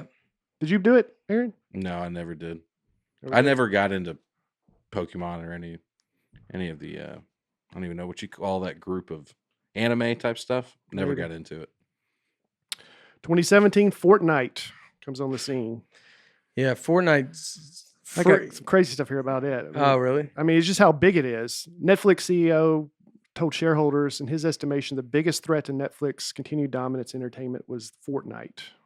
Fortnite's Battle Royale became a cultural phenomenon. It was in 2018. Ninja played along with Drake, Travis Scott, Kim.com, and Juju Smith-Schuster. And it broke viewership records for Twitch. And how many? I don't have it on here. That seems like a thing you would. I've got some Twitch numbers coming up, but I don't okay. have for that. Not the world record numbers. Well, at the time. There you go. This guy, I watched a guy this week, deadlift world record. What was it? I don't know. I didn't look. I didn't count the plates, but someone told me it was a world record. I had to cram a lot in here, but they led to the inaugural $30 million Fortnite World Cup. 8 numbers. So Twitch, I'll just ignore that. Twitch became a thing in the mid 2010s. And 2010s. Mid 2010s. So 2015. Yeah. Oh, that's such a... Twitch streams have more traffic now than HBO's online service. In 2015, YouTube launched YouTube Gaming, same type of concept. Yeah. And now PlayStation 4 and Xbox One kind of have something similar where you can do it, which led to the big start of esports when people started watching on Twitch. So this year's Super Bowl had 96 million viewers, which is down because the game was a blowout, but usually Super Bowl has a little bit over 100 million. This last year's League of Legends World Championship had over 100 million. So it beat the Super Bowl again. And what is League of Legends? It's like the biggest of the esports tournaments. Yeah, it's a real-time strategy game. Oh, it's an actual game. It's called League of Legends. Yeah, League of Legends. The game is called. Oh, I didn't know that. Yeah. I thought that's what the and so was you're called. watching what are they? I don't understand. Like, is it Call of Duty or is it? No, you play Warcraft or StarCraft or any of those games. I don't know. I get it. It's kind of like you start out, and I never really played League of Legends, but it's a I don't even know how to describe it. It's like StarCraft in those ways, right? Aaron Land? Yeah, it's top down, and every little character has a certain ability, and so you have defense characters and attack characters. You build a team, like Call of Duty, you build that team, you all work together to beat the other team. Okay. How many people are playing at a time? Is it like... It's like 10. Yeah. Oh, it's not like a... So in that League of Legends that you watch is the 10 best. Yeah. And they win money? So yeah, you have teams. It's like the Fortnite thing. Yeah. You win like $10 million if you get first place worldwide or something like that. So when the League of Legends starts, it's the whole world's playing. No. Oh. It's like a tournament. It's the NFL, NBA, all that. Oh, that's how you got to get it. to You it got or- to get in it. How long does it last? Is it like hours and hours? No, I think shorter than that. You can play a bunch of games. Right. It's So, like, 10 minutes. Yeah. Well, no. Most matches around 45 to an hour. Oh. Yeah. But if 100 million people watch for how long? Or is that just come and going? Can people hear you? I'm sorry. Maybe a little bit. I'm sorry. Ask the question again. Well, I was just curious. Like the Super Bowl lasts roughly 3 or 4 hours. So in fairness, is League of Legends like days where you could tune in or tune out and it still counts as a viewer? No, it's concurrent. It's all concurrent. So when it hit that 100 million, that meant that, for an hour or 2 hours, it's 100. At a given moment, there are that many people watching it. That wasn't overall. Oh. Yeah. Okay. So pretty crazy numbers, man. Huh. Yeah. I thought that meant total, like, people tuning in and tuning out. Esports has become so big that the 2024 Summer Olympics in Paris were discussing making it a sport. They eventually decided that they're not going to. It's premature to make it a medal event. Did you say that without thinking about it? What did I say? Premature. Yeah. Yeah. So you just say it. Yeah. He says it like that. Premature. Yeah. I wouldn't even caught it until. Yeah. What are you guys laughing at? It's premature. Tour. I'm sorry I don't have perfect dialect like some people. Yeah, I do great. But they say that they're not going to make it a medal. They may make it part of the 2024 Olympics, but it's got to be It's like saying ideal. Yeah. Did you say ideal? Ideal. Yeah. You say I got an ideal? I'd say I have an idea. Don't they say you No, say I idea? don't say Don't people that. say that? Ideal? Ideal is its own word. Yeah. No, I know, but don't people say ideal or idea? Like they say it. Idea. Idea. Yeah. Idea. I have an idea. Yeah. Like it's like that kind of thing. Mm-hmm. That's what mature is to me. Feel like it's like that kind of. You're like, all right, dude, just say idea. But you might just say like that. But I do. I'm not trying to be funny. It's no, it's not. It's not a funny thing. It's my Ryan Malone, buddy I grew up with. He says how do you say like on a golf course? It's Par 4. Par 4. He says 4 pars. He goes, this is a 4 par or a 3 par or a 5 par. That's weird. But that's Ryan. Yeah. But that's different because he knows he's saying it wrong and just chooses to say it. But I don't think he does. I think you've corrected him. I know, but he goes, but he still says it like that. And I think he says, I've heard someone else say it like that. And I feel like it's an old way to say it. And so he'll choose the older way that no one does. He'll just say it that way. Yeah. And that, like, so mature would be like, no one says it like that. I'm not saying you are. I'm not you. I say a lot of things wrong. You know what I say? I've always struggled with theater. A movie theater. Yeah. Well, I say theater.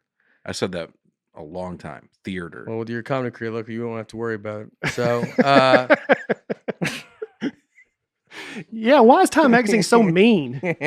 Oh my goodness. I wasn't like this, dude. When we did this podcast in 2008, I was a delight. Oh, these mean journalists. Sorry, I thought of that joke. It's a pretty good joke. Yeah, don't worry about it, I Aaron. can say club just fine. Yeah.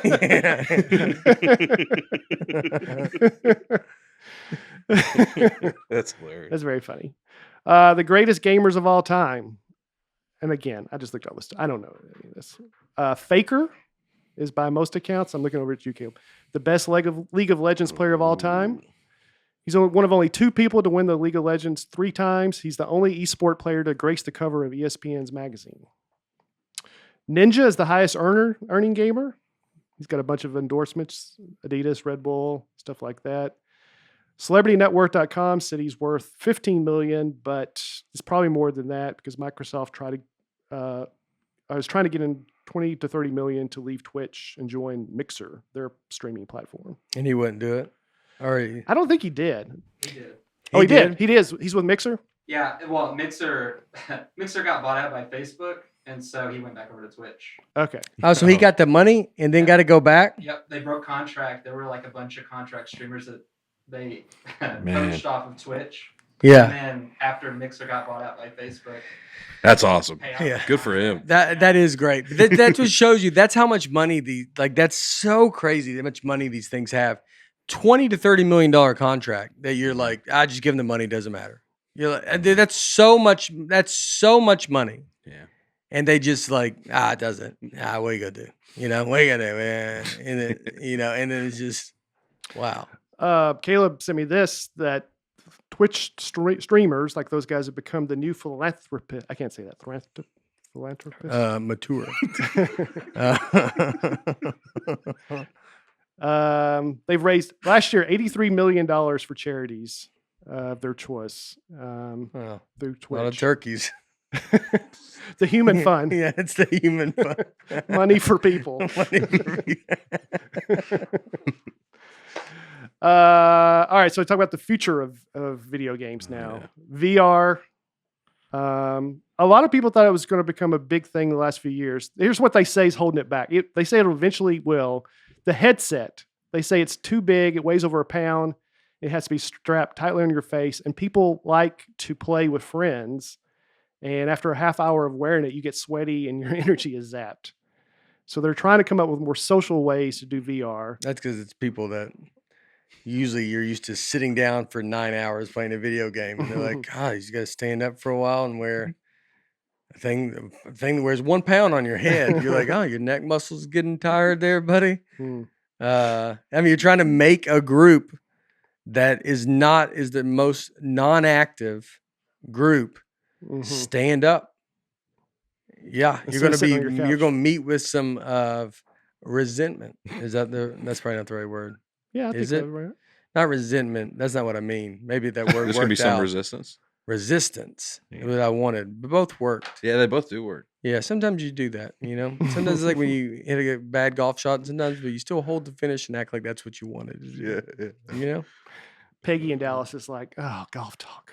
I forgot about Peggy in Dallas. Sorry, I'm gonna start a golf podcast. It's on this within Aaronland.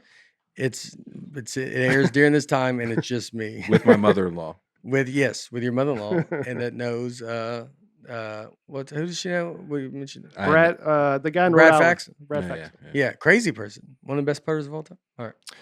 So they're trying to make VR more social. Hyper reality. It's kind of like a escape game where you go to a warehouse and you play with VR.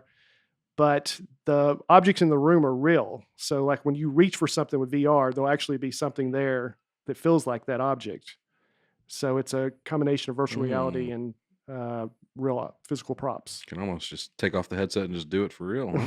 Well, I think there's some stuff that's you can't do. Yeah, an alien trying to drink a cup of coffee and an alien dressed as a cow shows up. Where are you going to see that, Aaron? It's true. If you've never done VR, like, I recommend you. It's pretty amazing. So I always say with VR, it's the craziest thing I feel like I've ever seen. Gasping, I gasped. That was my gasp. Yeah. It is mind blowing when you first time and you go do it. You think you're going to know what it is, and then it's not. Yeah. It's just even in the waiting room of the lobby. Yeah. You're looking around and you're in a room. Yeah. We have your hands in it. Dude, it's bizarre. We have this game plank. You walk on the plank. It's 50-50 if people can't do it. I couldn't do it. He couldn't do it. My wife, she just sat down on the ground. That's what I did. I went back in the elevator and went back down. Yeah, he rode a fake elevator. You're on carpet. You're standing on a carpet. People are touching you because you're not in this game, and they can't walk out on this plank. Mm-hmm. Giannis, when he was here, I had him do it. He walked out, then just turned and took off running right into the couch. And just hit the couch and flew like kind of over it because he got too nervous walking on this plank. There's also kid games like my daughter plays it. I remember watching her. You got to watch them because I'd watch I'm watching. There's this game where it's a job simulator. So you just pretend like you're working at jobs. It's very like kind of. It's still as an adult. It's very cool to do because it's crazy. But like you're working at a gas station, they come in. I want a hot dog. You make a hot dog, and you turn and you got all the stuff around you. But I would just I'd be up. I'd walk out of the room for a second. I'd come back. My daughter's like on top of the couch. And like just like really getting into it, like trying to grab stuff, and I have to like grab her and be like, "Hey, you got to stand." But this is plugged into something, so that is like if it gets to Bluetooth, that will be the next. And if it's like, I would say to me, if it becomes a full on helmet, would be great, like a real because it's kind of like weird. So if it becomes a full on helmet that you can easily put on. And then have it be like that. And what I've talked about is like you're gonna end up. I think eventually would be you would have VR rooms. People would have a room that could be just all pads. It's padded, so you can't hurt yourself, and you can really and you're just in it, and you just know where you're at. And the games are going to get so realistic. I mean, if you watch Ready Player One. They're running on, or they do that. You're running on a treadmill. You're tied in, and you're running on a treadmill, and and all that stuff. But I mean, it can get to that. VR it's another world, man. You obviously feel like you're that, but it's pretty wild. Yeah. And the other thing I say is going to really change is mobile games because of 5G. 5G is going to allow games to be so much more complex on your phone. Because I guess right now if it gets too complex, they get slowed down. But 5G will allow much more complex games. There's a great golf game on the phone, but you can only play with like really, really good Wi-Fi. Yeah. And it's you actually are hitting, and it's a picture of the course. Oh, that's so cool. you're just hitting on a real picture. Yeah. Yeah. WGT or something like that. They make you try. You have to buy all this stuff for it. That's the thing with gaming that's so frustrating to me is the buying the stuff.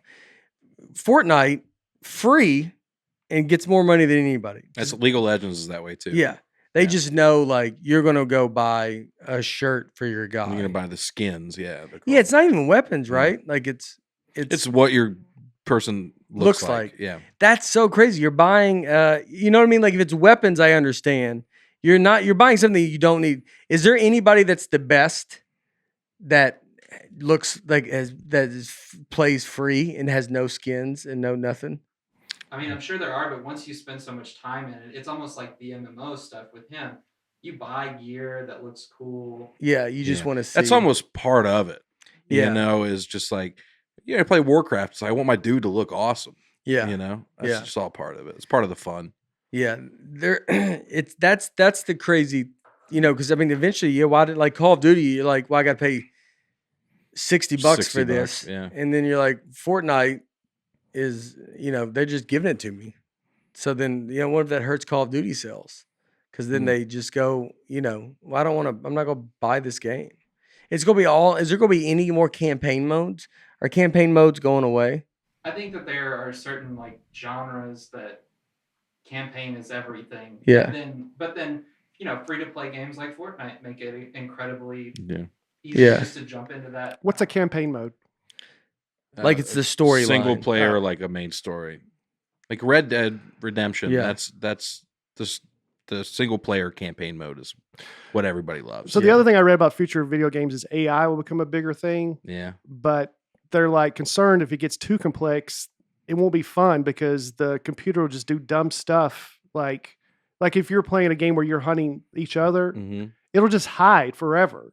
And whereas because it'll just think my best strategy is just literally hide for 48 hours until he gives up. So you can't have it too complex or it'll just do stuff that's not fun. Yeah. Yeah, you got to reel it in, I guess. Yeah. Yeah. All right. So there's 2 Hall of Fames, World Video Hall of Fame. We're about done, right? Yeah. Okay. Yeah. We honestly should probably cut the first 30 minutes of this podcast out. And then the end's been fun. No, the whole thing's been. Yeah. I'm making the joke now because these people have already listened to that first 30 minutes, so they get it. Yeah. There's 2 Hall of Fames. The World Video Hall of Fame, which opened in 2015 in Rochester, New York, home of the Garbage Pail. First year inductees in 2015, the very first 6 that went in were Doom, Pac-Man, Pong, Super Mario Brothers, Tetris, and World of Warcraft. Was Doom, were they ranked? Was Doom 1? I don't think so. I think this is just the 6 inductees the first year. What was the Contra? Remember that game Contra? Is that a game? Yeah. Iran Contra? Kind of. No, Contra was a huge game. It was, yeah. I don't know, when did it come out? Yeah, in that top one, 1987. Contra was awesome. What was that on? It was like an arcade game. Yeah, you don't remember this? This was a huge game. You would do jump and do flips, and you I think you shoot fire. Yeah, Contra was a big. I mean, look how many they've made. Yeah. Yeah. Okay. And then there's an International Video Game Hall of Fame in Ottumwa, Iowa. Oh, the birthplace of magic. Oh, is it? Well, that was Des Moines, right? Yeah. Iowa. This is real. Ottumwa, Iowa. Ottumwa considers itself as the video game capital of the world. The city was home to the Twin Galaxies arcade, which became the epicenter for numerous competitions in arcade games. Yeah, but I could see, people get into the Contra. This game looks trash, dude. Dude, this game was great. Just kidding. It was awesome. This was the up, left. Look up that. I think this game was up, left, right, BA, select, start. Look up that code. You know that code at all? I've heard that. That makes sense. Up, left, cheat left, code? right. Yeah. I think you might have got unlimited lives or something. Players up, down, left, right, B, A, start. Yeah. Yep. Look at that. You still remember that? That is a famous code. That's the first cheat code. I don't know if that's true, but that's the if you're dude, I would have told people that. Huh? I would have told people that years from now. Look up first cheat code. It might be the first cheat code. What was it? Up, down, left, right, BA, select, start. It was Konami code. You're right. Man, what about? I mean, that's Contra. I don't know if I need you guys. Konami code is for Contra. Yeah. It's that. Yeah, it's what's the most famous cheat code? I think that might be it. Yeah, that's the most famous one. Yeah. Come on, you guys. You never even heard of that? Up, down. Gives you 30 lives in Contra. I've heard of cheat codes. I've entered plenty of cheat codes like but that. You've never heard of that one. Up, down. Yeah, man, that is I've heard it kind of in life, like the dinner parties, the fangs on the glass.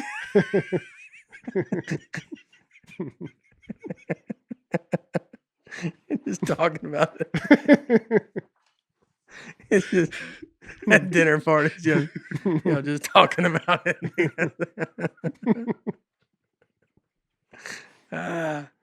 Your friends that are like, My kids are playing that, and you're like, yeah.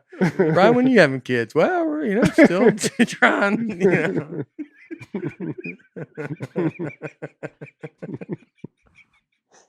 I don't know why that was. I feel me and you might be the only one that thinks that's funny, Aaron. It's hilarious. All right. So, esports greatest moments. The number one was the one you pointed out during the Clutch performances. That Street Fighter 3. Oh, dude. Thing. Oh, yeah. That was great. Yeah. You remember that? Yeah. Clutch when we did. I mean, kind of.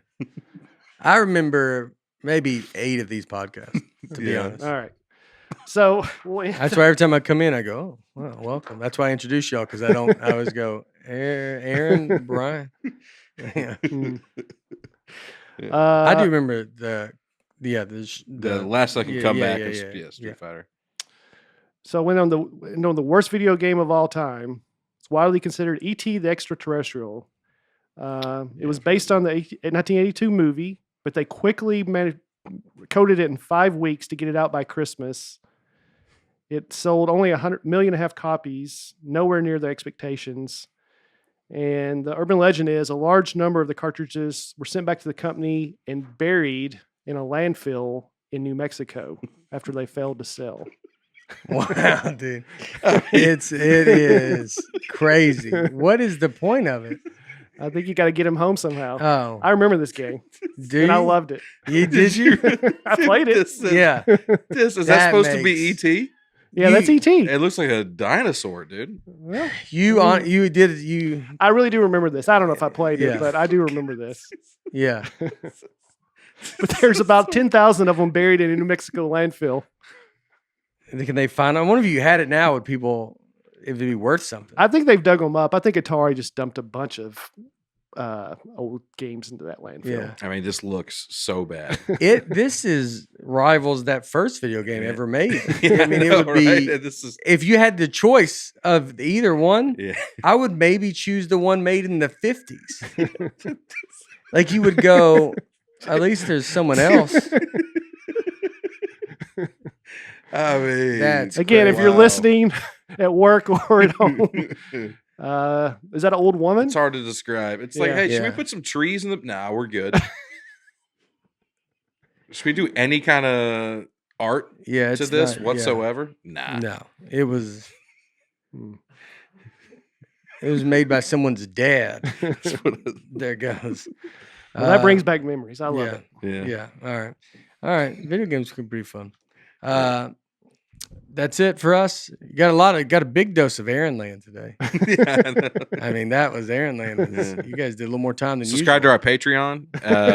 We're gonna put up some Aaronland exclusive content. Make sure you tip. Check them out on OnlyFans.